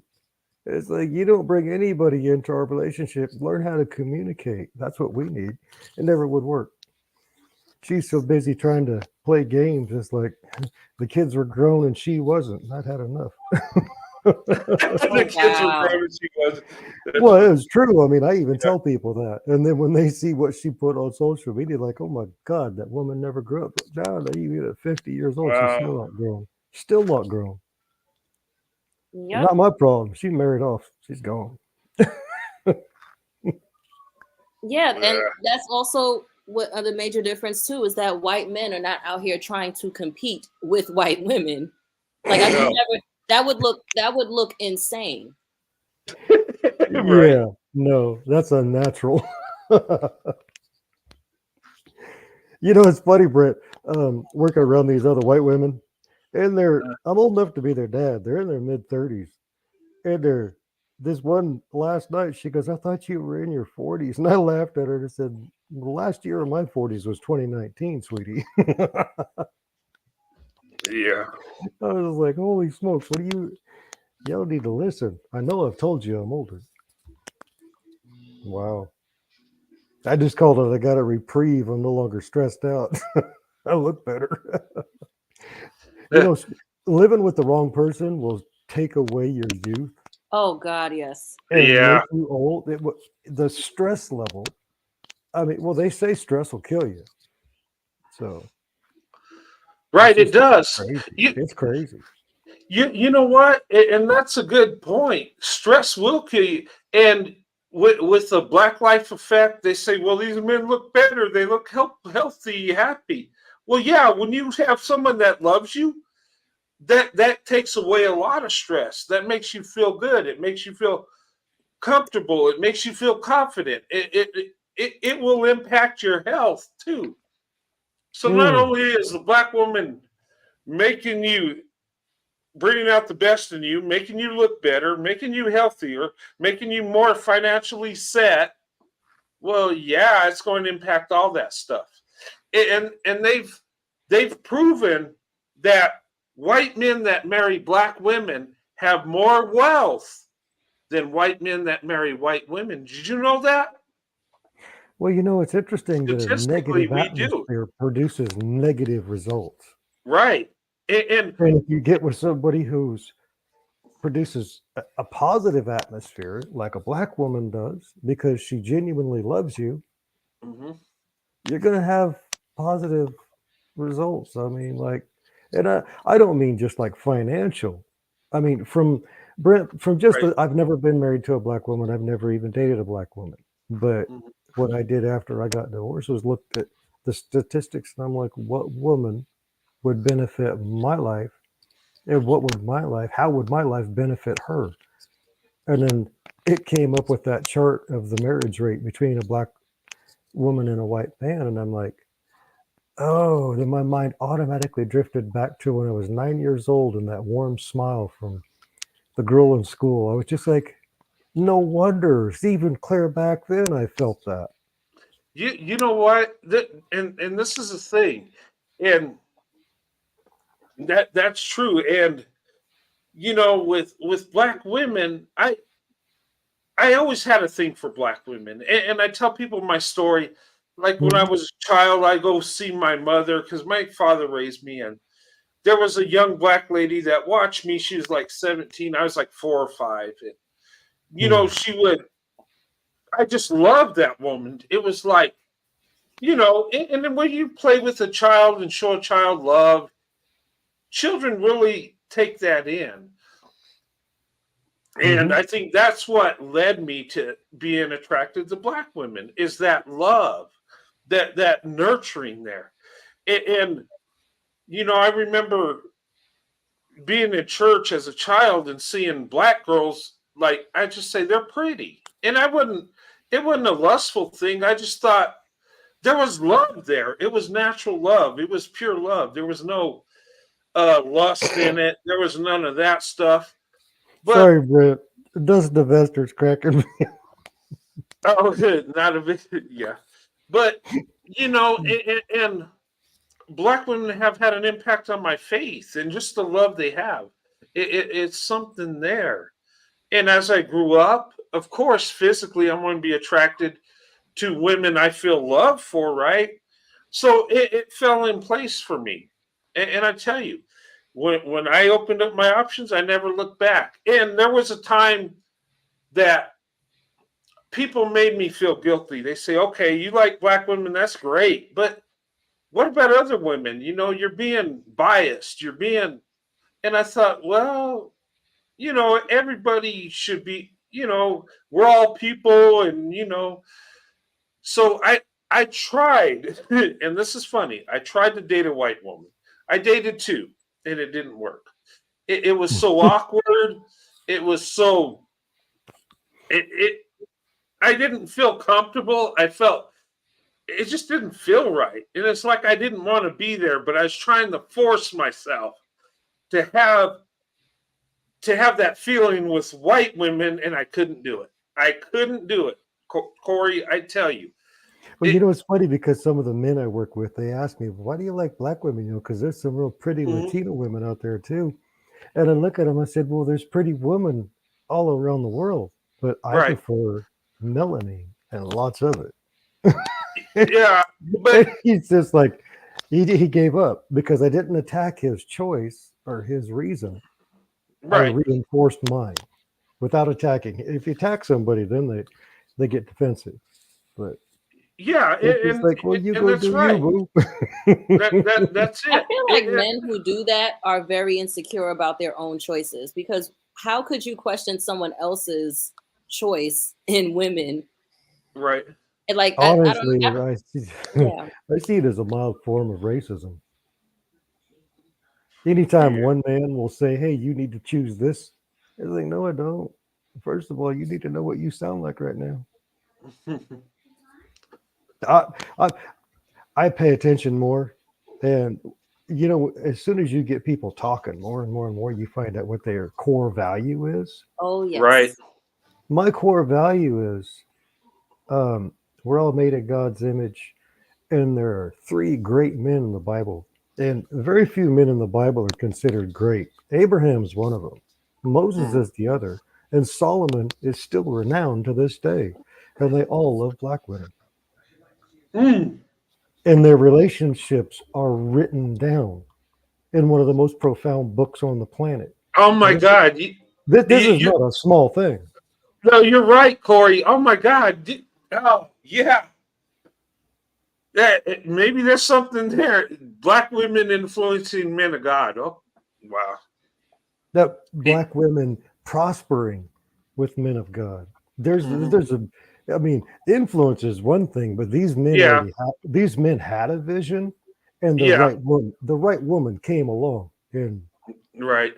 got behind, because it's not really, when you look at it, it's not really the man's vision. It was delivered to him, Hmm. and then that woman was put by his side.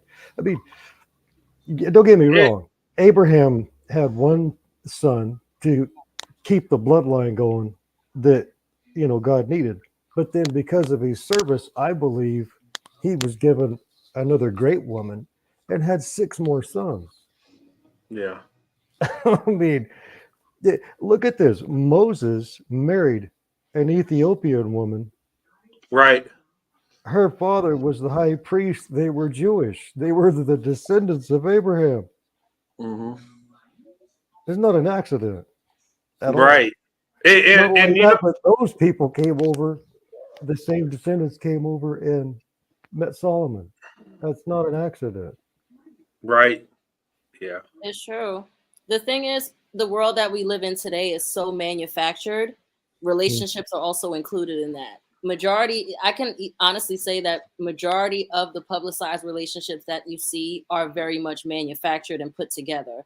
So there's, to me, I think there's almost like a hatred for those who naturally, who just naturally want to be with someone, regardless of race, regardless, I don't know, it's hard for me to explain, but I think the Right. manufacturing behind it is the reason why. Because think about it. If someone's natural, like what Corey just said, hey, you just said that you're naturally attracted to Black women, yet you had someone trying to manufacture what you should like. Right. Right. And being young and dumb, I thought, well, maybe you're right. Maybe I need to change up how I feel, which you can't. And you know what? After those experiences, I said, you know what? Call me biased, call me whatever you want. I'm going where I want to be. And, and then because it flowed naturally that way. And why? I mean, it's all, I look at my life and I say, it makes sense of how I was influenced. It started with being loved as a child, and my parents were teenagers, so me and my mom didn't really have that uh mother son connection. I love my mother and she loves me, don't get me wrong, but my parents were so young we didn't have that. And I think that young Black lady kind of filled the void, and it kind of led me on how I feel. And just Black women in general are amazing, and nobody told me that I couldn't like Black women till I got older. But as I was growing, it's like that love there was natural, and it didn't feel wrong. I didn't think it was wrong. And when I started growing up, and people told me I was crazy, I thought they were weird. It's like, what? Like, but that's when the world started trying to, like you said, Asia, manufacture. And they felt how I should live and tried to decide my life, which society does.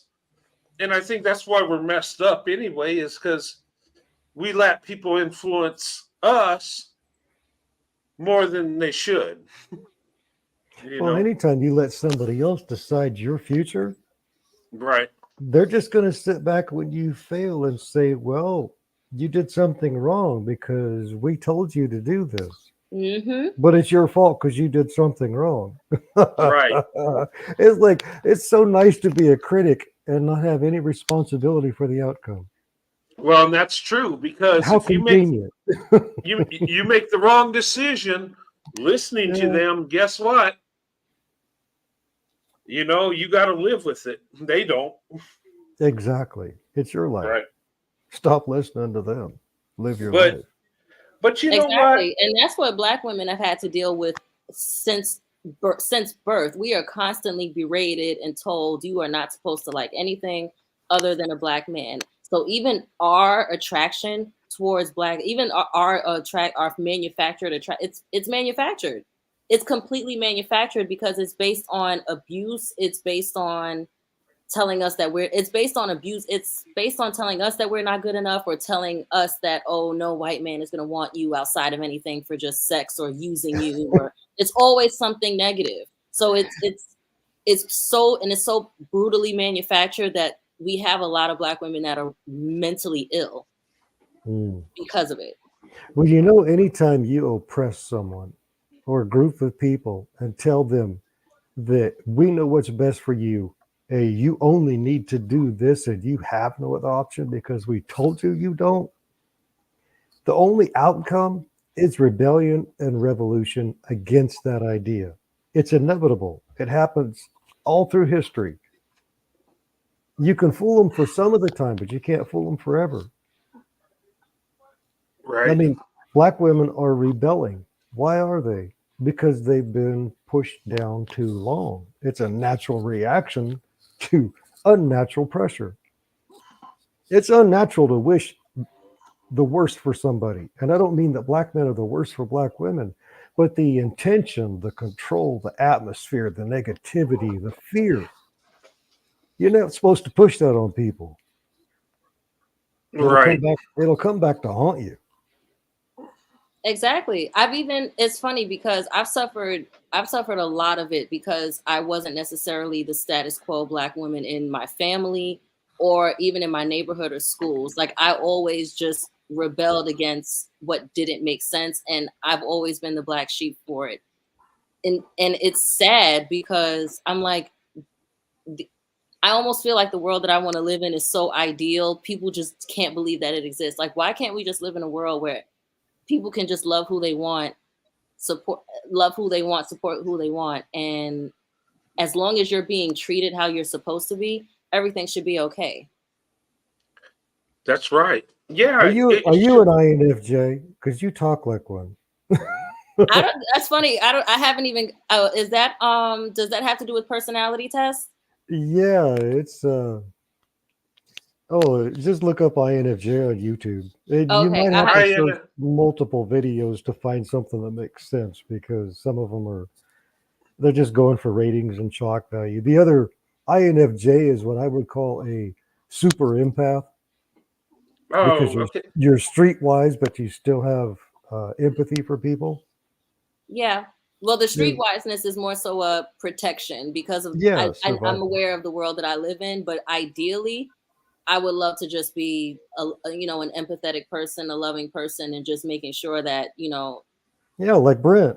Yeah, everyone's. Brent and Sandy, they're perfect examples. That's why there's so many people drawn to this channel is because there's what they say, birds of a feather flock together. Well, positive people find each other. The negative people come in and try to bust up the party. But exactly. When you're streetwise, they just come in to be beat on. So, like Mr. Clark. Oh God, I almost forgot about that. We need to have a reunion. That was probably the funnest show we ever did. That guy come in here berating black women. And by the end of the show, me and Brent had dove into him so hard, he was begging black women for help. Are you going to let them talk to me like that? I was like, oh my God. Oh God, he was too. He said, that was sad. Black women, you going to let these two white men attack a black man? Yeah, oh God, it was. Oh, I'm not even surprised. But yeah, it was crazy because we let him up, right? And I told her, should we let him? And they're like, yeah. So he came up, right? And he started. At first, he was like nice to me. Oh, how you doing? I love how you love black women. That's wonderful, and all that stuff. And then he started saying things about black women and going in on black women. And I was like, I forget the whole conversation, but I'm like, wait a minute here. And then I started going in on him, and then Corey came up, and he started going in on him, and the ladies, and we're like, ladies, don't even acknowledge him. We'll take care of it. And we had him so messed up. He said, black women, you going to let them attack a black man like that? And it's like, oh my God. I would have said, yep. He picked a fight. He berated the black women, then turned around and said, I'm being mistreated. You come in and you picked a fight, and you figured you couldn't stand on your own 2 feet. It was funny. It was. That's a baby. That's a child. Yeah. Well, I think he was just trying to disrupt the show and, get at black women so they would get angry, upset. And, that's a lot of times how these trolls will work. They'll come in and say, And I know they're game because what they'll do is say, "Hey, it's great. You love black women. That's all good. That's cool," and say nice things, and then they get on a panel, and then they'll say something kind of off to a black woman, just subtle, and then it gets a little worse and a little worse. And what they're doing is they're trying to put down your guard, like, "Hey, I'm a reasonable guy. I just want to have a conversation. Come in." Complete And, narcissistic move. yeah. And then dig at the women, then get them upset. Then we got chaos. That's their goal. But it didn't work with that. It was. Well, did you notice he tried to provoke everybody's emotion? Yeah. That's narcissism. Yeah. That's absolute narcissism. When he got off our show, he probably went and poured his Hennessy in a sippy cup and sat down and pouted. Right. He probably did. Sorry, I just had to put it that way. Hey, well, hey, I want to say hi to Mark. Mark, what's going on, Mark? Mr. Bavin. He hasn't been here for a while, Mark. Hey, seen a lot of people haven't been here for a while. We're having a reunion show. There you go. There you go. It's good to see you, Mark. Good to see you, brother. Mark, Akita, Indiana Mom, Corey. I mean, it's good to see you guys here. Yeah, I'm guilty of stepping back and writing a book, so I try not to let, even if it's positive influence. When I write a book, I'm so involved in the story itself. I literally live inside of it until I get it done. You know what I want to do? I want to write a book on, and my wife tells me I should, right? She's like, "Why don't you write a book about your life story and your interracial experience and our marriage?" And she said people probably like to hear about it, how you came to. She said you tell the story every time you go online, and why don't you write it down and and give people advice on how to interracially date and stuff. And I don't know, that's an idea, but I hate the advice part because you need to give the life part, the part that you enjoy the most.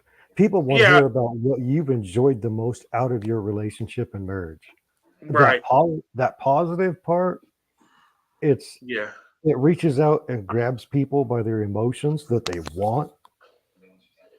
Right. Everybody wants good emotions, and that's where you focus. Right. And I just don't like giving advice because the thing of it is I give advice, but the thing of it is we're not perfect. I can't tell you, okay, this is how you go about dating a black woman. You show her love, you be yourself, you do. And then that's all good advice, but I can't guarantee an outcome. And I can't, you know what I mean? You have so many people out there giving advice in relationships, and their life is crap, and their relationships ain't working. And well, some people shouldn't date, Brent. Some people just need to sit and reflect. That's right. They do not belong out there interacting in other people's personal life. Right. I'm just saying, not everybody, like I put in the chat earlier, not everybody should reproduce. And some people are just, they need decades of therapy. And it's not because they're a bad person. I believe their childhood was so messed up. Right. That they don't even know what a good start or a good platform to start from. They don't even know what's good anymore. Mm-hmm. I mean, I'm a Christian man. I have pity for him. I won't let him in my circle. But, right. I do have pity for him because life's hard. But if you intentionally make it harder, no, it's just no. Yeah. Yeah, but encouraging people to be human and treat other people like human beings is not a bad thing. Giving advice is the same thing. Yeah, and you know what? I black women are blue. Black women are women. Treat them like a woman. Treat them like a woman wants to be treated. Period. End of story. Right. It's always been that simple for us. Right. No, hey, Asia, you're right. I mean, look, people tell me. I remember, when I married my wife, my dad was like, "Okay, well, you have my blessing. You know, Sandy's amazing. She'll be a good wife, and you did good." He told me that. He says, "But this is forever. This is a marriage. You you're with her forever, and you need to treat it like such, right?" And I was like, "Too easy." And he kind of looked at me weird, like, "Too easy." And it wasn't arrogance. It wasn't like, I just knew I found my wife, the one I love that loves me, and it's going to work. There was never a doubt. And I tell people say, "How did you get through 30 years of marriage and stuff?" I said, "It's not hard. I mean, we're human. Yeah, we do get on each other's nerves because we're just human. And but we love each other more than our problems, so we get through anything. Um, and really, it's not that hard. If you find true love, it's not hard at all. It's not. People think you got to suffer and be in pain and have your heart ripped out for a relationship to work, where it's not that at all. It's you know Yeah. what I mean. It's not hard. Now, and when you have love, then little problems you might have, you get over it. You know. Hmm. Um, thanks. Your Alec tribes in Scandinavian countries, white women are feministic and say that they don't want white men, which then lead to white men to go to other countries and marry women of other races. And then white women throw a hissy fit about it. Oh, wow. Yeah, they call that the INFJ door slam. We see no profit in continuing this relationship. Goodbye. And then they're like, but. Yeah, Oh, yeah, your butt Wow, got in I the didn't way, even know that. sweetie. Your butt got in the way. well, I didn't know that. Well, I haven't been to any Scandinavian countries, though. Me neither. Um, I, You know, I'd it's like to funny because visit. my ex-wife is Norwegian. Hey, um, I've never been. I've never been there, but I do have some Norwegian DNA and some Swedish DNA, so I got ancestry up there. That's I've funny. never been to that country, those countries. Uh, but they're feministic and go to other and say they don't want white men and then complain when white men go. That's funny. Um, Well, you know, men are problem solvers, and if you're nothing but a problem, mm, walking away from the problem is problem solved. oh, and but That hey, goes that goes with anybody, male or female. A bad car, yeah. walk away from it. But thank you so much for the super chat. Uralic tribes. I hope I said that right. Did I say it right, Corey? Ural, yeah, Uralic, the Urals, Ural, Ural, the Is Urals it is the urolic? actual Uralic, Uralic tribes. Uralic tribes. Thank you so much for the super chat. It's good to see you, Uralic tribes. You've been here for a while too. I have a bunch of people coming back that have been gone a while. This is awesome. Hey, it's good to see everybody. I'm happy. This show made my day.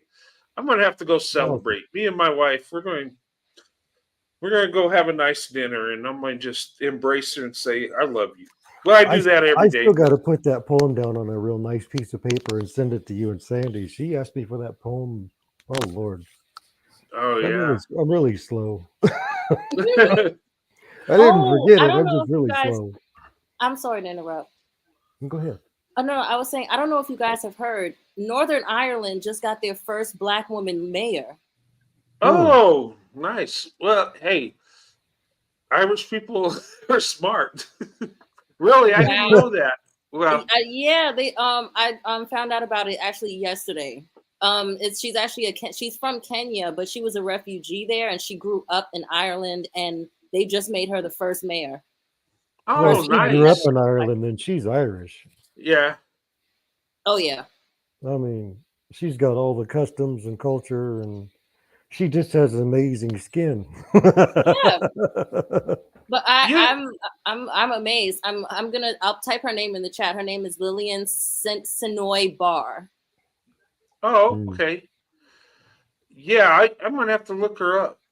Is Well, she single? there you go. Hey, take a I'm just trip to teasing. I have Ireland, to throw it out Corey. there. Agent of chaos here.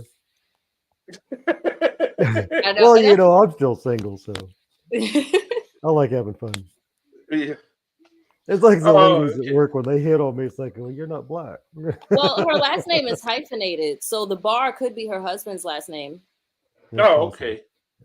I'm just teasing. I would never with a marriage. There's a black lady from I don't know what country she's from, but she's got a really thick, heavy accent. But she's a married woman, and it's just like it's just neat, you know. That because where I live, it's a sea of white. I mean, we don't have a lot of black folks. Yeah. But it's just like, well, that's cool. You know what? I think that actually has an impact. When you're around men that don't see black women a lot, that a lot of these men they see a black woman and it's interesting. It's different. I remember as a little kid, um and this was back in the 70s, right? When I was in school, back in elementary school, right? And Mhm. what amazed me about there was this black girl in my class, and she had braided hair, and she would come with beads in her hair. Back in the 70s, that was a thing, right? And I was amazed. I was like, dang, black girls can have these different hairstyles, and she had beads in her hair, and I asked her, I said, how did she do it? And she said that her mom took her to get her hair done. She said, yeah, next week I'm going to have blue beads in. And she did. And I just found that interesting. It was just different. The And girl I went to school with, she just had it was just a curly afro, but it was like maybe 2-3 inches tall. yeah. Well, I remember back in the day, I always thought black women's hair was beautiful. I know black women are sensitive about their hair, but really they got the most beautiful hair, really. I mean, I remember back in the day, in the 70s, they would, some women would have braided hair, but you remember the afro I thought was beautiful on black women. And, it just seemed healthy and it grew and it just, I know that's not the style now, but it was back then. I mean, well, black people they wore the afro, and black women I thought looked beautiful. Some people thought, oh, that's a militant look. And no, I never thought that. I thought it was a natural look. How was natural militant? Well, no, but that's how society was, Oh, you mean the white women, the Karens? Yeah. Oh, yeah, the Karens. Karens and the Darrens. The Karens and the Darrens. No, but I always thought their hair was beautiful. And with my wife, she wears braids, and I'll help her take them out, and her hair grows really nice with braids. Braids really help her hair, and it's thick, and it comes out. And I told her you should just wear it natural like that. She's like, no, I ain't going to do that. But I don't know. I guess because it's not the style, but I mean, it looks good. And then I have to touch it. Us white men, we have to touch. Yeah, white men do have a fetish. We want to touch your hair. Well, I don't know what that is. It's irrelevant of the race. We want to touch your hair. You know what it is, Corey? This is what it is. It's not so much a fetish. What it is I'm just kidding. Yeah. With cultures, touching a woman's hair, running your fingers through her hair it's intimate, right? It's very personal, yeah. And black women, listen to me. If a white man is dating you and he starts putting his, you get intimate, and he starts putting his hands in your hair, It's just he's being intimate. It's not that and with other women, they love you to play in their hair, and they don't understand that you might have a weave in your hair, and your braids are tight. They don't understand that stuff. So Yeah, I don't know. Me as a black woman, I've never had that problem. Like, I love having my hair touched, regardless of what. Like, I've straightened my hair. I've had my hair in braids. I've had Okay, it now you're flirting. out. No, but I'm just being honest. I'm just yeah. Right. I'm just being honest. I love, because that's part of being intimate. It's true. Just like if I'm with a guy with hair, I like to rub through his hair. Right. I love to tease, AJ. I can see you blushing from here. That's why I did that. I am.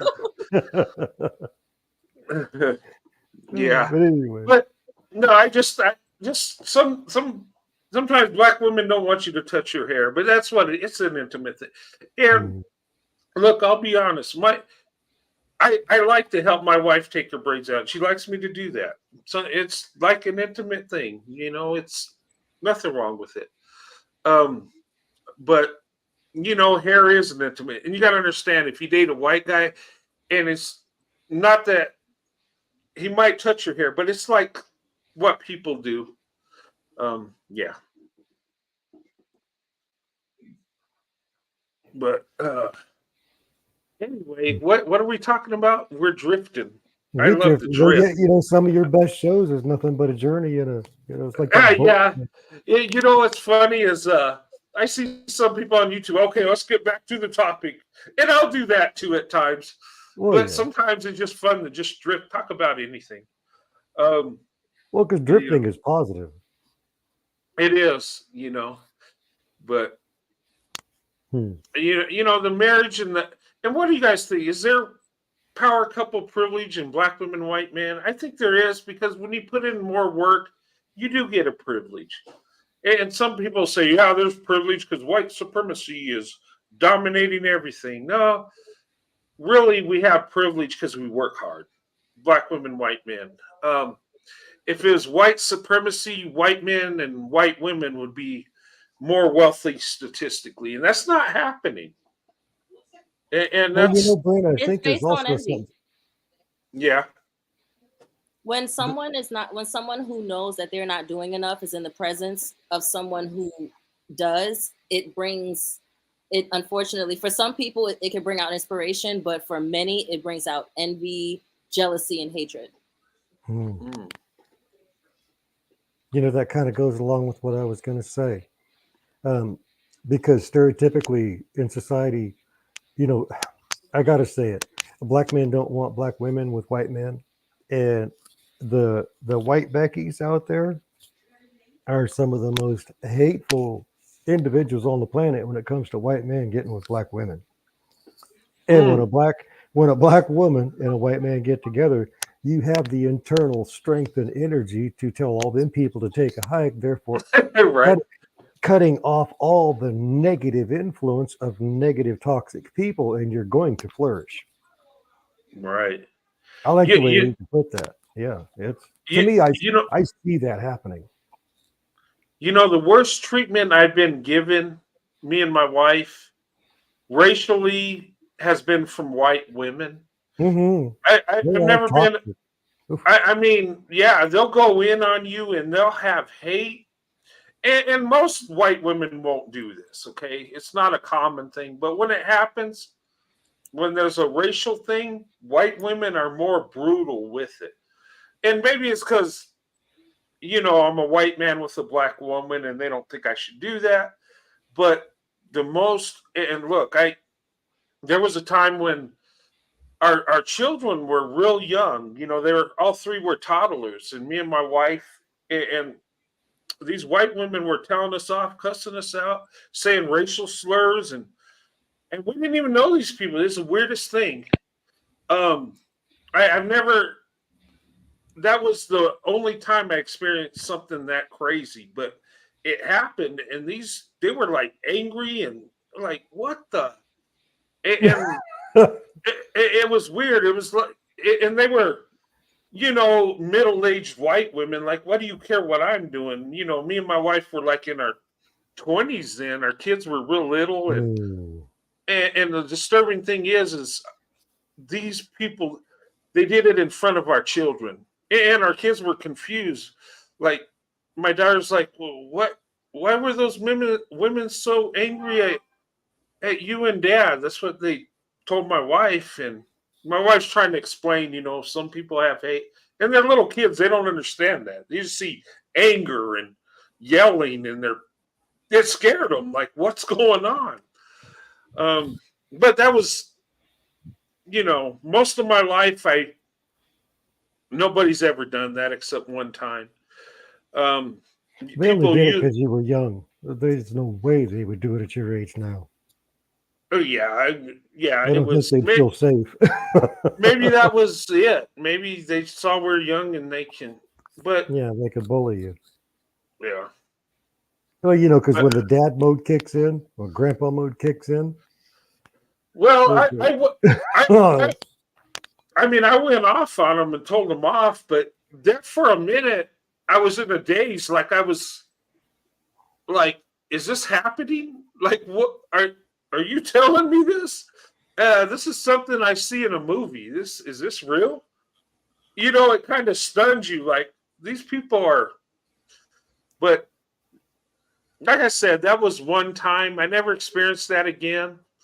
Usually the hate I've experienced was like nonchalant, like little digs, or not treated, getting bad service at a gaslighting type, restaurant. Huh? kind of like gaslighting a little bit. Yeah, this was just all out, hey, I hate you and you guys are idiot type thing. You're more polite than I am. I don't know if I've been so polite. Well, maybe you weren't polite. I don't know. Well, I was stunned, and then I flipped out because I realized what they were doing. And you're doing this in front of my wife and kids, and I'm like, no. Okay. Yeah, no, that's disgusting, especially in front of children. Yeah, and it scared them because they didn't know why they were angry at their mom and dad. Like, it just, I don't know. But well, like I said before, and Asia said the same thing. Cutting off toxic people, and they could be family members. That's irrelevant. Oh, cutting off toxic people puts more positive progress in your life. Everything about your life does better by cutting off toxic people. Right, it does. Hey, Uralic Tribes, thank you again for the super chat. Says, in the world of Uralic comes from a name of Ural Mountains, which make up the border between Europe and Asia. My ancestors came from eastern part, but settled in Central Europe. The Carpathian Basin. Oh, okay. Yeah, Carpathian Basin. It's almost like its own little world in there. Oh, is it? Yeah, very hard to conquer if you study history.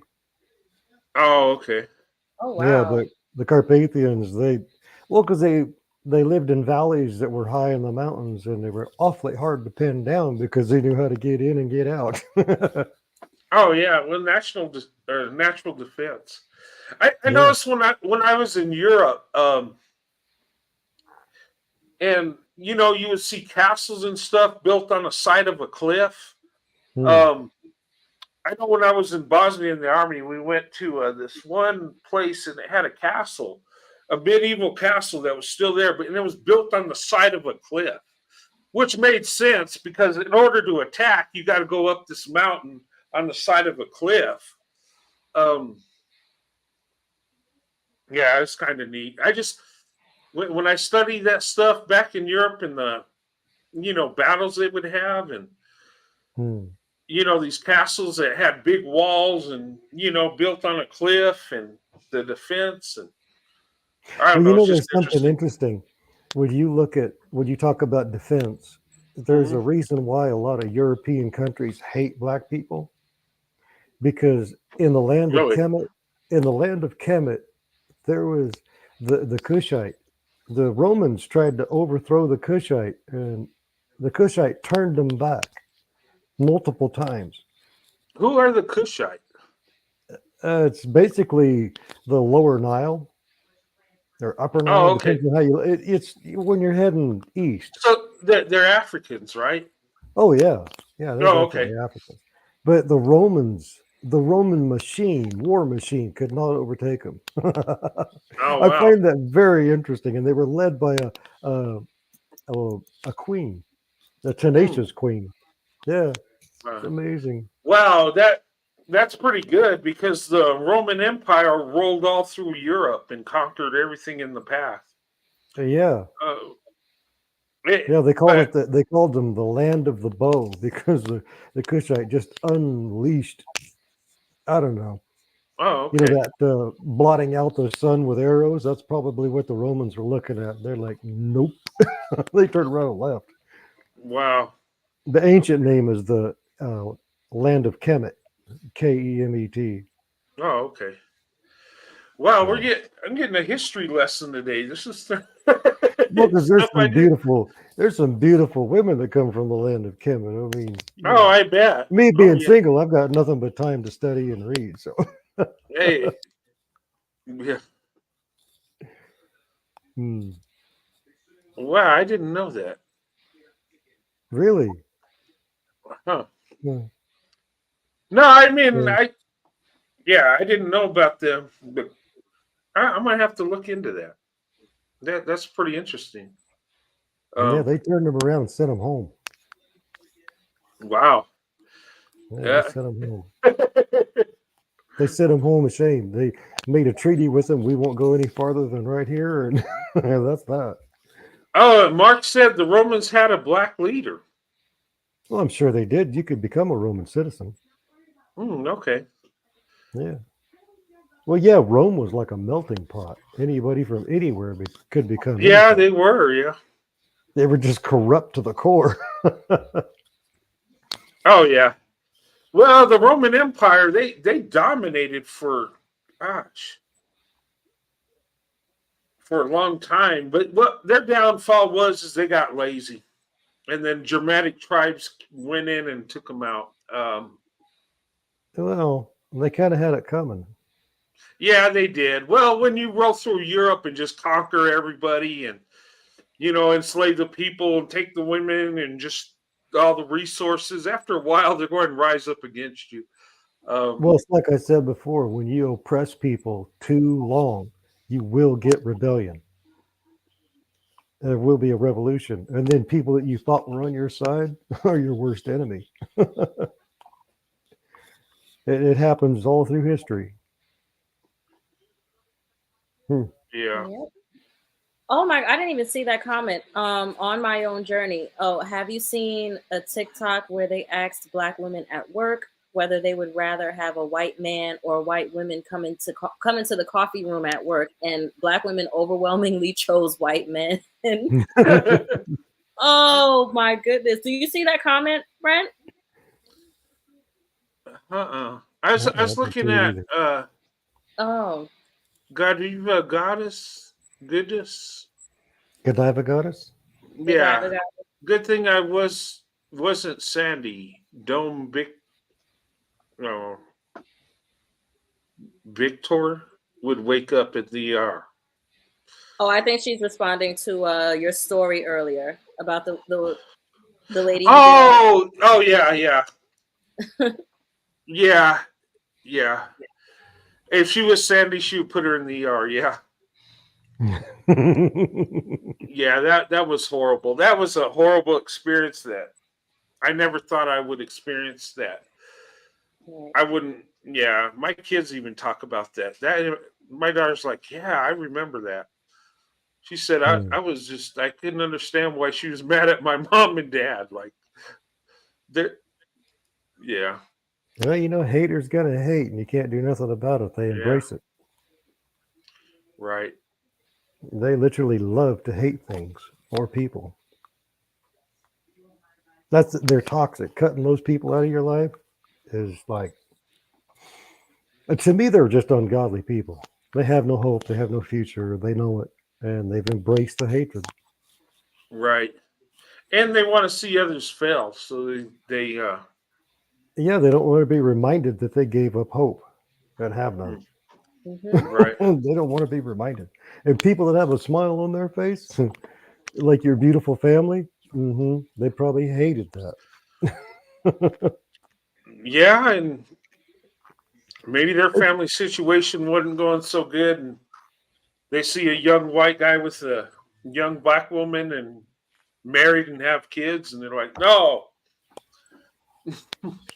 hmm Yeah. It's amazing people who are happy because life is good, and that's how they see it.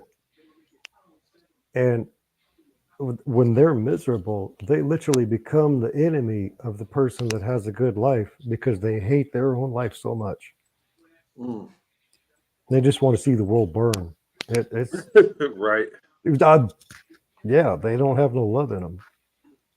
Yeah. Here I am. Now I'm on Hey, the rabbit trail. hey Asia, thanks for sending that link. I will look into that. Oh, you're very welcome. Yes, it's the article about Lillian. And her picture, she's gorgeous. Oh my gosh. Like that, if you see that, if you want to, you can share that link. But she is absolutely gorgeous. She's even dressed, and it looks like traditional Ireland attire. Oh, okay. So is she Yeah. single? Oh, that I don't know. Corey. I'm just being a chaos person there. Had to throw it up there. White man travels to Ireland, seek seek a relationship with a black woman in Ireland. I don't know if the Irish should have me. Hey, you know what's crazy about the Irish? I studied my ancestry, right? And I got Irish ancestry, and I got Scottish ancestry, and it's weird. It's like when I did research of my ancestor that lived there, I found it odd that they would bounce back from Ireland to Scotland. There's something going on there, and I I talked to somebody that had the same DNA, and he said he had ancestors from Ireland and Scotland also. I mean it's close, but bouncing back and forth because it was weird because one guy I researched that was on my dad's side had lived in Ireland and Scotland back and forth, and yeah, it was just interesting. It's neat when you study that, when you put your DNA in there, because when I did my DNA, it's like scattered through Europe. It goes from England, Scotland, France, a little bit of Germany, Sweden, Norway, and all pretty much northwestern Europe. But they put it in percentages of each little European country, and and then when you do research and you find documents and you go in, see, I've traced my family to all the way to the 1600s in Europe, and that's pretty cool how you can pinpoint, where they were at. I mean, some are harder than others. Yeah, I didn't even do a DNA test, and based on my genealogy, I found on my mother's side I was able to trace an ancestor all the way back to Limerick, Ireland, specifically. Oh, okay. Wow. Yeah, I traced my great grandfather from Northern Ireland. Yeah, and Yeah, I my do. family traced it back to 1491 in Switzerland, which Oh, might wow. be interesting because the Swiss have an addiction to chocolate from Africa. So I don't know. There's a connection. You're lit tribes. Hey, thanks again for the super chat. You don't have to keep giving me super chats. I appreciate it though. Actually, it was easy to conquering us in the Capitan. How do you say that?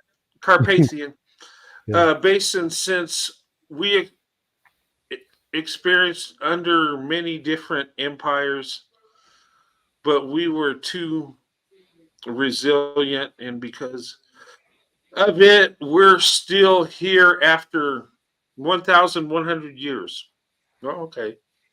Yeah, it's a border nation. Everybody walked over them to get to the other guy. Oh, is that what it, and they're part of different empires? Yeah, but when your spirit's so strong it can't be broken, it's like, yeah, emperors and rulers come and go, but we're still here. Yeah, you're still resilient no matter what they throw at you. Mm-hmm. Oh, that's interesting. Thanks. Now I'm gonna have to Like study they were that. hard people to conquer, very hard. I'm gonna have to study the Carpathian Basin. I'm gonna have to.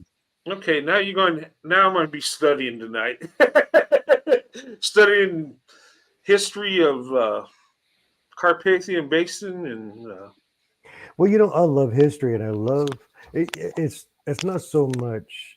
I mean, I like seeing nationality of people who just overcome because they're strong. Yeah. And internally strong. I mean, like spiritually strong. They just refuse to quit. That right there is inspiring. Yeah.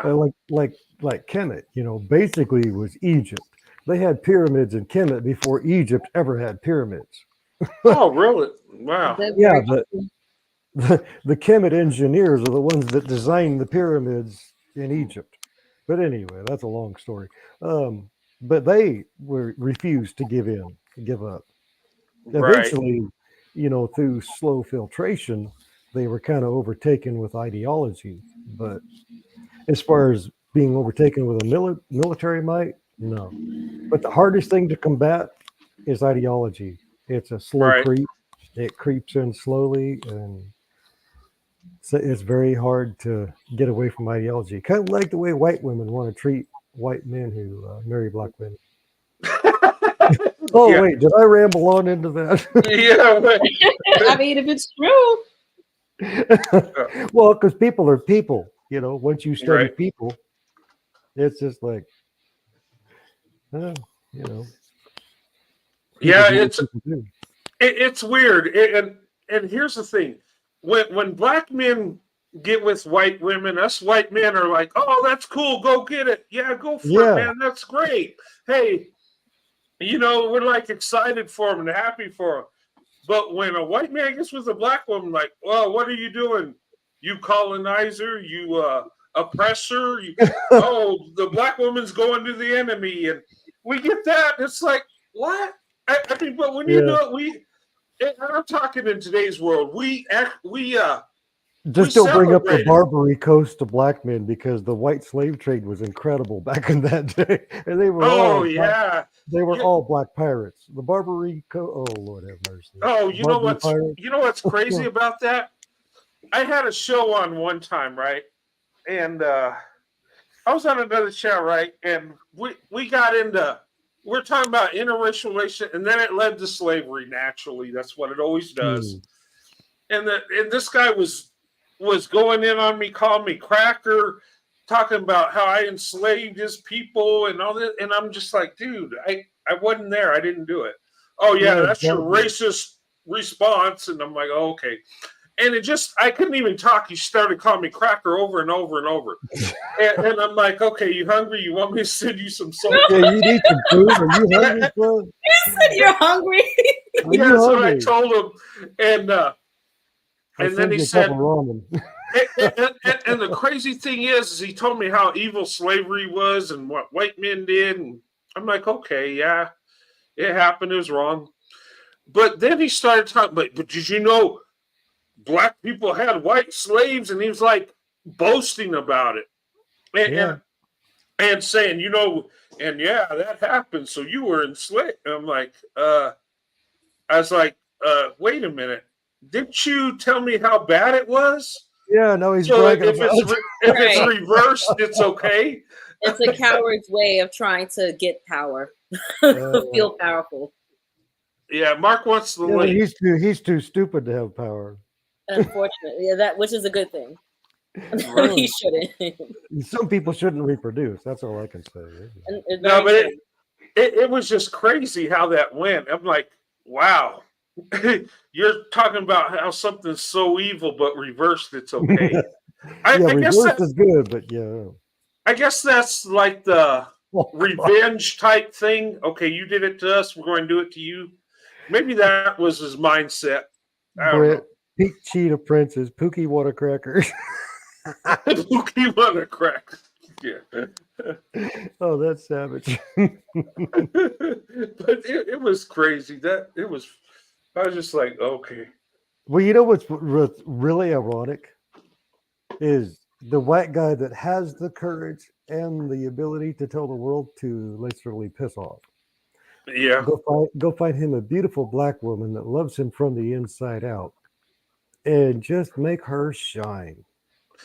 You, And you then know what? when the Pookies and the Ray speak up and say, "Hey, I just picked up where you couldn't," you know, I outmanned you, son. You know what? I'm going to ask this to the chat, okay? And specifically black women, okay? And I believe this to be true. If you're a white man, you love black women, or not just a white man, a non-black man, and you like black women. If any man loves a black woman, just Yeah. put it out there like that. Well, what I want to say is I believe that if you're bold and you have the courage to approach her and um, have the appearance like you don't care what anybody thinks, you do what you want, that is attractive to black women, and they'll respond to you more positive if you just go up to them. And I'm saying be bold, but not, and have confidence, not arrogance, but just like you approach a black woman when she's with her friends and you just take your shot right there in front of her and everybody else. And just show that courage. Well, that's one thing I've never had a problem doing is walking up to a stranger and striking up conversation. Well, no, I'm not talking about just striking up a conversation. I'm talking about telling like her openly flirting. Like, yeah. It's like, how did God bless you to become this beautiful? That should be illegal. No, but what I'm saying is, I think it goes a long way just to have that confidence where they don't expect it, to where you can, you know what I mean? Because most men, let's be honest, they approach women, when they're alone or when nobody's around. But if you do it in front of everybody and you just do it. Well, it's like Asia found out. When you walk up to a woman and you compliment her, or you flirt, tease, or how would you call that? Flirtatiously embarrass her. It's fun if you keep it lighthearted. Don't make it awkward and weird. Some guys, they have no. I hate the word game, but they have no social abilities at all. They're just rude, nasty, and they think being loud and tough is okay. Well, that's okay in some instances, like a dog fight, but I'm not into fighting dogs. Right. But hey, in the chat, can you answer that question? Black women, would you rather have a man have the courage just to approach you and just be straight up with you? Oh yes. Are more of a roundabout, hey, how's it going? See you at work tomorrow. Hey, how you doing? Hey. I love men who are direct. I'll say that. I don't know. There's a huge turn on about men who show no fear and don't give a damn what anybody has to say about it. Yeah, and I think that goes a long way with black women. that if you just do it and like you don't care what people think, I think that's attractive to them. And I'm not saying, don't be arrogant about it. Be respectful, be kind, but just show that you can do it. You have the courage. I like the way Jordan Peterson put it. He said, "Be a charming monster." He said, "Be charming, be a gentleman, but have that low vibrational monster." Because you don't want to come across as weak and limpy like a piece of lasagna noodles. You just Yeah. no. You have to be Yeah. a man. You can't be. Now, guys, listen to this. If you're a white man, non-black man that likes black women, be direct. I've had many women tell me that they want to, and if just be yourself too. Black women don't like, in general, white men that try to appropriate the stereotypical black culture thing. They just want you to be you. Jacqueline Ellis said, "No monster." Well, you have to put it in perspective, Jacqueline, because when you walk up to a beautiful black woman, you say, all these women in here hate you because you're so beautiful. Yeah. And they just leave it at that and just smile and walk away. You don't have to say anything. The point was made, They all hate you because you're beautiful. They just walk on. Yeah. I'm, Hey there, Mark. I'm a terrible sorry. tease that way. I love Hi, it. Brent. How you doing? Long time. Yeah, it's been a while. How you been, Mark? I've not been too bad. I've been working hard. Oh, okay. Yeah, it's good to see you. Tonight, everybody's coming in. I know. I haven't seen in a while. Yeah, some familiar names that have appeared. Yeah, it's pretty cool. Yeah, well, it's good to see you, Mark. And you. How's it going over there across the big pond there? It's not going too bad, mate. Not going too bad at all. Oh, that's good. Obviously, not been on YouTube for a lot. Also been getting a few things sorted out over here, but whether I come back full time on YouTube, I don't know. But something I'm thinking about at the moment. Oh, okay. Yeah, sometimes you got to get away from this YouTube thing. I know. Yeah. I've been doing it less, and I think it's better. I'm trying to do it like on Saturdays. That's my goal. Yeah. Saturday, Sunday when people are around. During the week, but I'm going to be able to do it more often though, earlier, which is good too, because coming in from work at night and going live, and that was. But I must admit, this is the earliest I've known you to be on YouTube in a long time. Because obviously, normally when you're live, you're normally it's normally 3 or 4 in the morning over here, so I can't normally catch it. Yeah, well, especially over in the UK because the time difference. And I want to adjust for that too because I got a lot of following. Over in the UK and in Africa, the Caribbean kind of lines up with America, so that in Canada we're on the same time. But the UK and Africa and there it's different. Yeah. So I want to adjust to where I get a good time for everybody. So people ain't coming on at 4 in the morning. That's kind of. Well, coming on at 4 in the morning or staying up till 4 in the morning. Well, we've done that too. Our marathon shows. I was like, wow. Yeah, I can't do those anymore. That eats up so much time, and then the jet lag after they're over. It's like, my God, I don't feel productive at all. All right. You know what's funny about that? I remember when I started doing YouTube, I was like, oh my God, how am I going to go live? What am I going to talk about? How do I keep talking? That was always my fear, right? That I have to think of so much stuff to talk about. And then when I started doing it, it was like I couldn't stop talking. I was like, okay, I got to wrap this up, but I keep talking. You got a little addicted, didn't you? Yeah, it's like, okay, I started at 10, now it's 12, now it's 2 in the morning, 4, 6, 8. Oh, dang, I got to get to work. Speaking of that, it's 20 to 3 here. I got to get ready for tomorrow. Oh, yeah. Yeah, you know what? I'm going to have to wrap this up. I got to get. Yeah, it's almost 3 hours. Yeah, 2 hours and 50. I was thinking about an hour tonight, but that's how it worked. Well, But Asia, thank you for letting me embarrass you. It was fun. I enjoyed Oh it. no, it was definitely fun. Thank you, Corey. Yes, you're welcome. Mark, it's good to see you again. And you, brother, and you.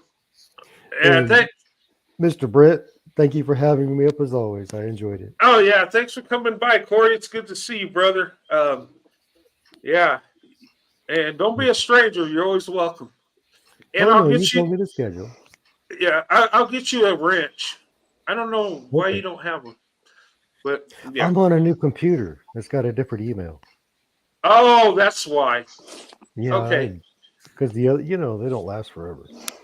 Yeah, just yeah, leave a comment after the show, just and then I'll give you a wrench. It's the easiest way to do it. Oh, in the open forum, the comment section. Yeah, just after the show, people will say good show, enjoyed talking to you or whatever. Just put a comment, and what I do is that way I could find you and get your what's that code called? Your YouTube for your channel there. Because we all have a channel, we might not have videos, but we all have like a URL code or Oh, the something. Ural. Yeah.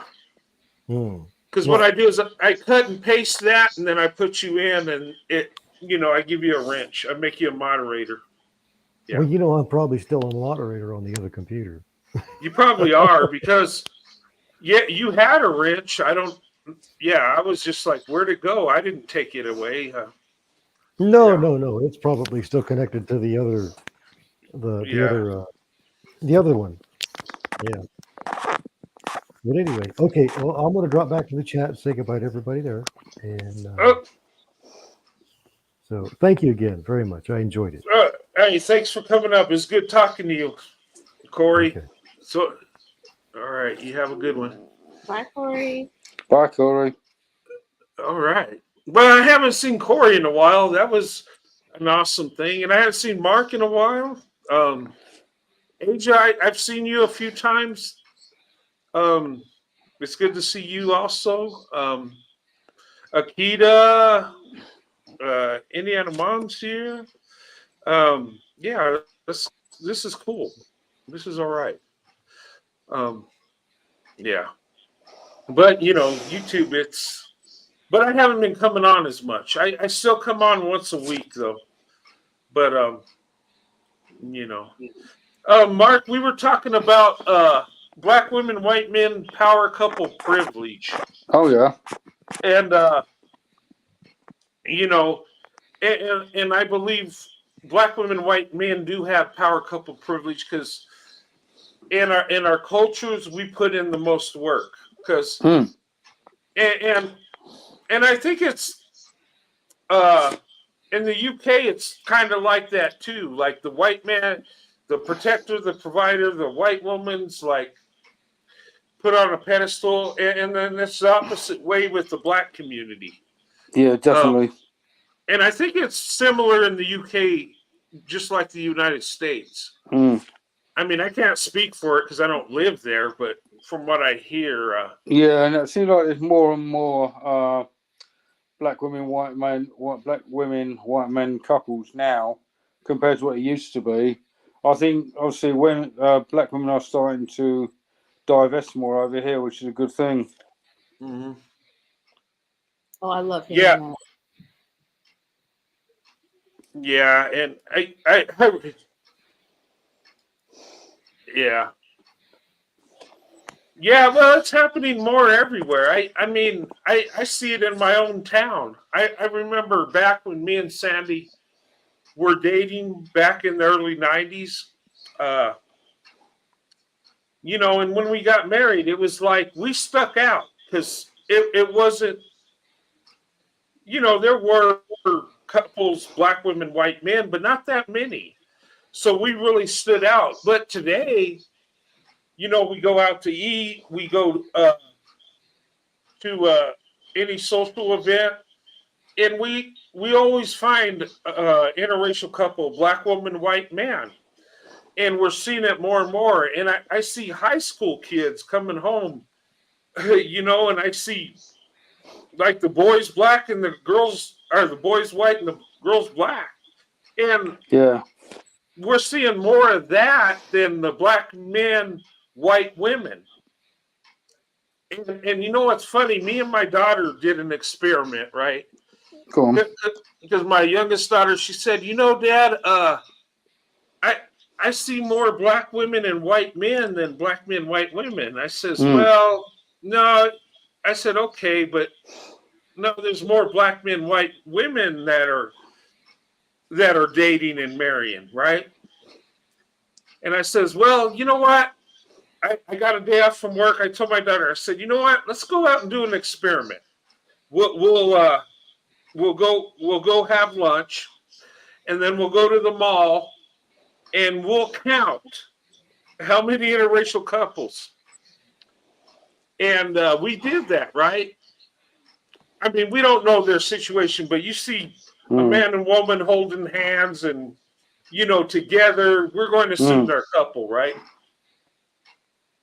Sure enough, we seen like 8 couples where it's a black woman, white man, and we seen like 3 black men, white women. And I've looked at stats, and it's shifting. In fact, right now there's more black women with white men than black men with white women in new relationships. Okay. Yeah. Yeah, and it's shifting. And I looked into that when me and my daughter did that. I said, you know what? You're right. There was more in that category. But that's interesting. Yeah. So, do you find that in the younger generation, or do you find that all across the board? I'm finding it more in the younger generation. I think because the younger generation don't care. Not as much. Okay. And you got to understand with our society, it wasn't too long ago we were segregated. Yeah. Loving versus Virginia happened in what, 67? Yeah. That was 2 years before I was born. So, I mean, it's not that far away if you think about it. So, and the UK was more open to it before America was, of course, but it wasn't that far off. And you look at it, of course, the younger generation's going to have it more open to it than the older. Yeah. Just the world we live in.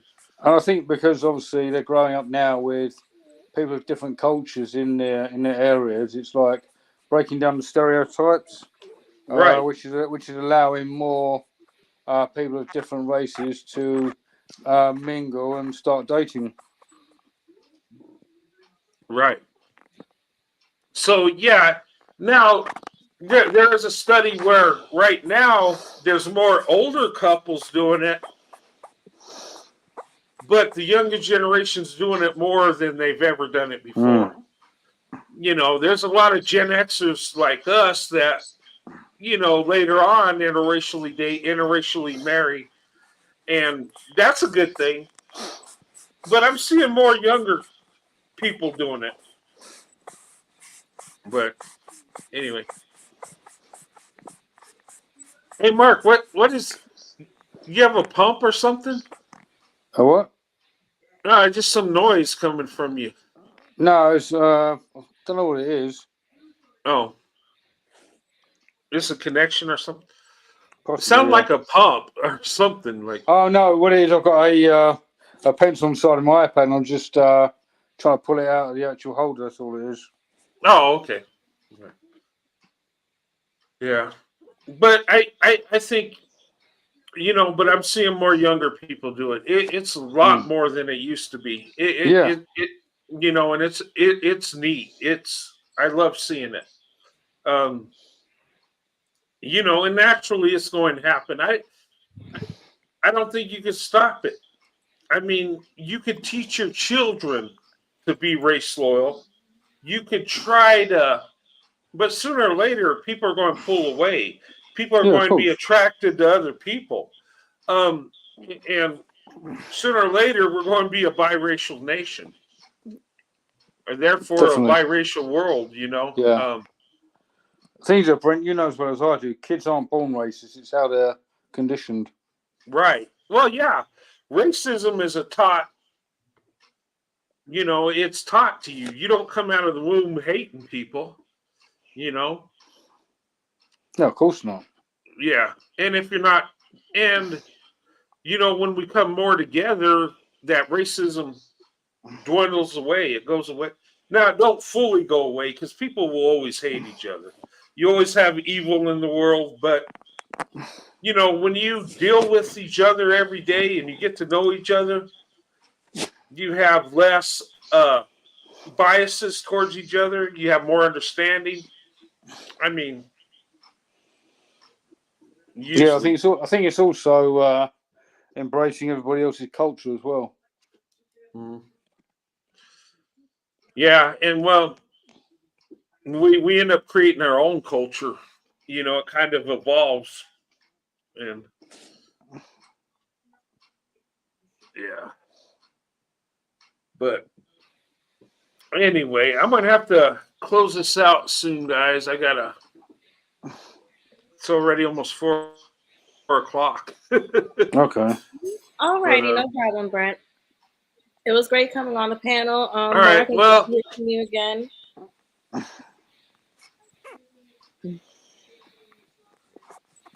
Yeah, so I've yeah. got to shoot anyway. Thank you, Asia, for coming up. It was good talking to you. It's good talking to you. Drop by anytime. And Mark, it's good talking to you, brother. And you. Maybe I'll one day try I'll and make a. yeah, that'll be good.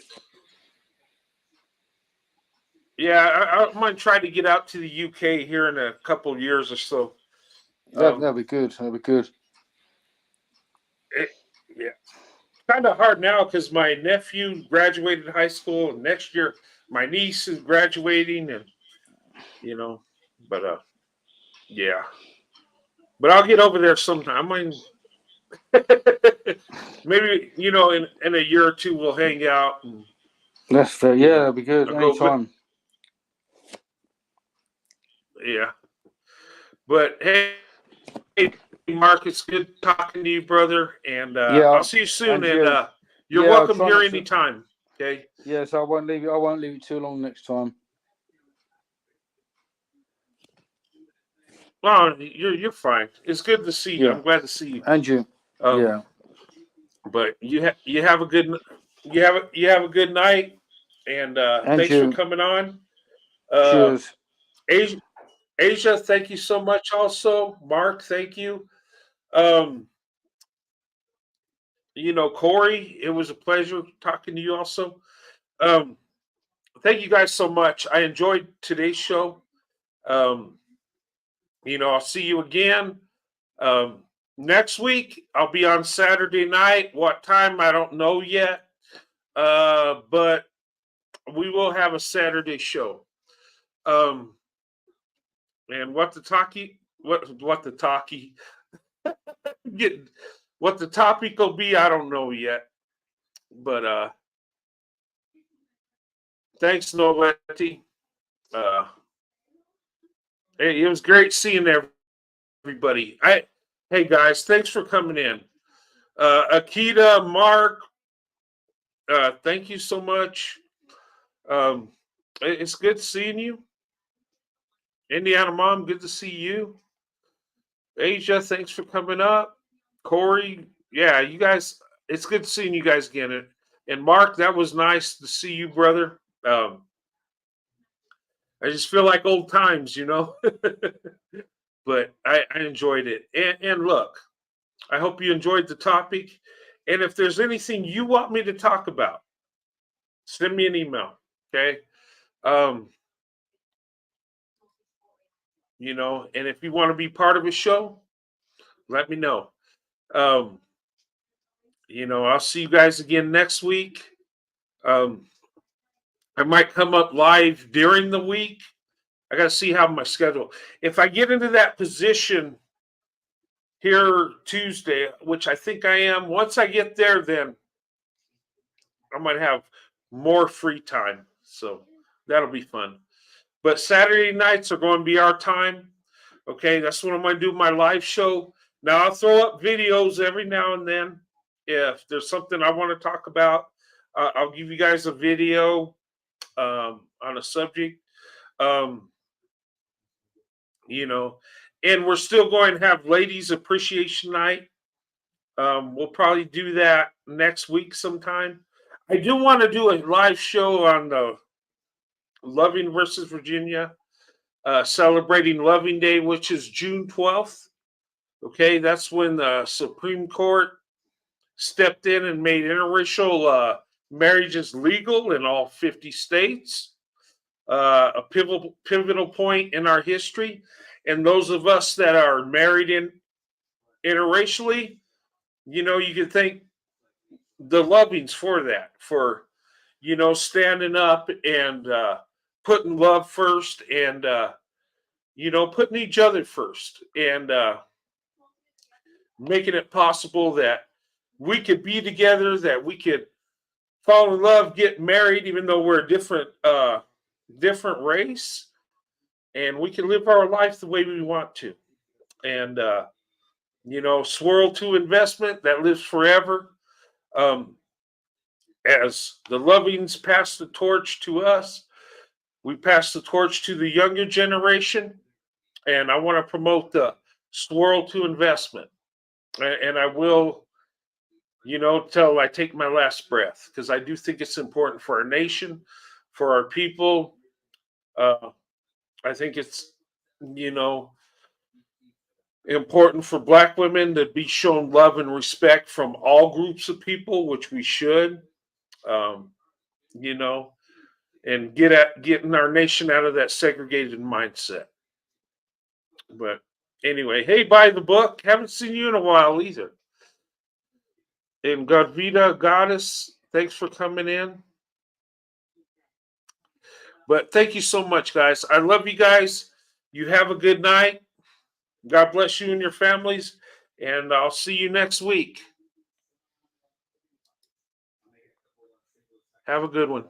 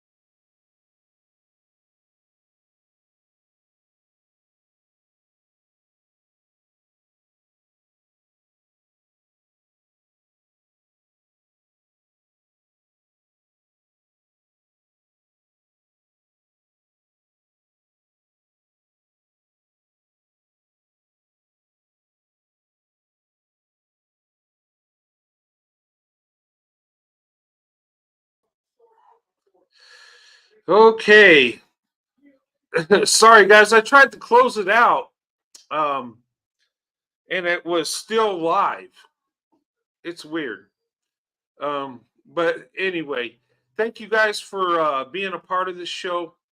Thank you for your support, and I'll see you guys soon.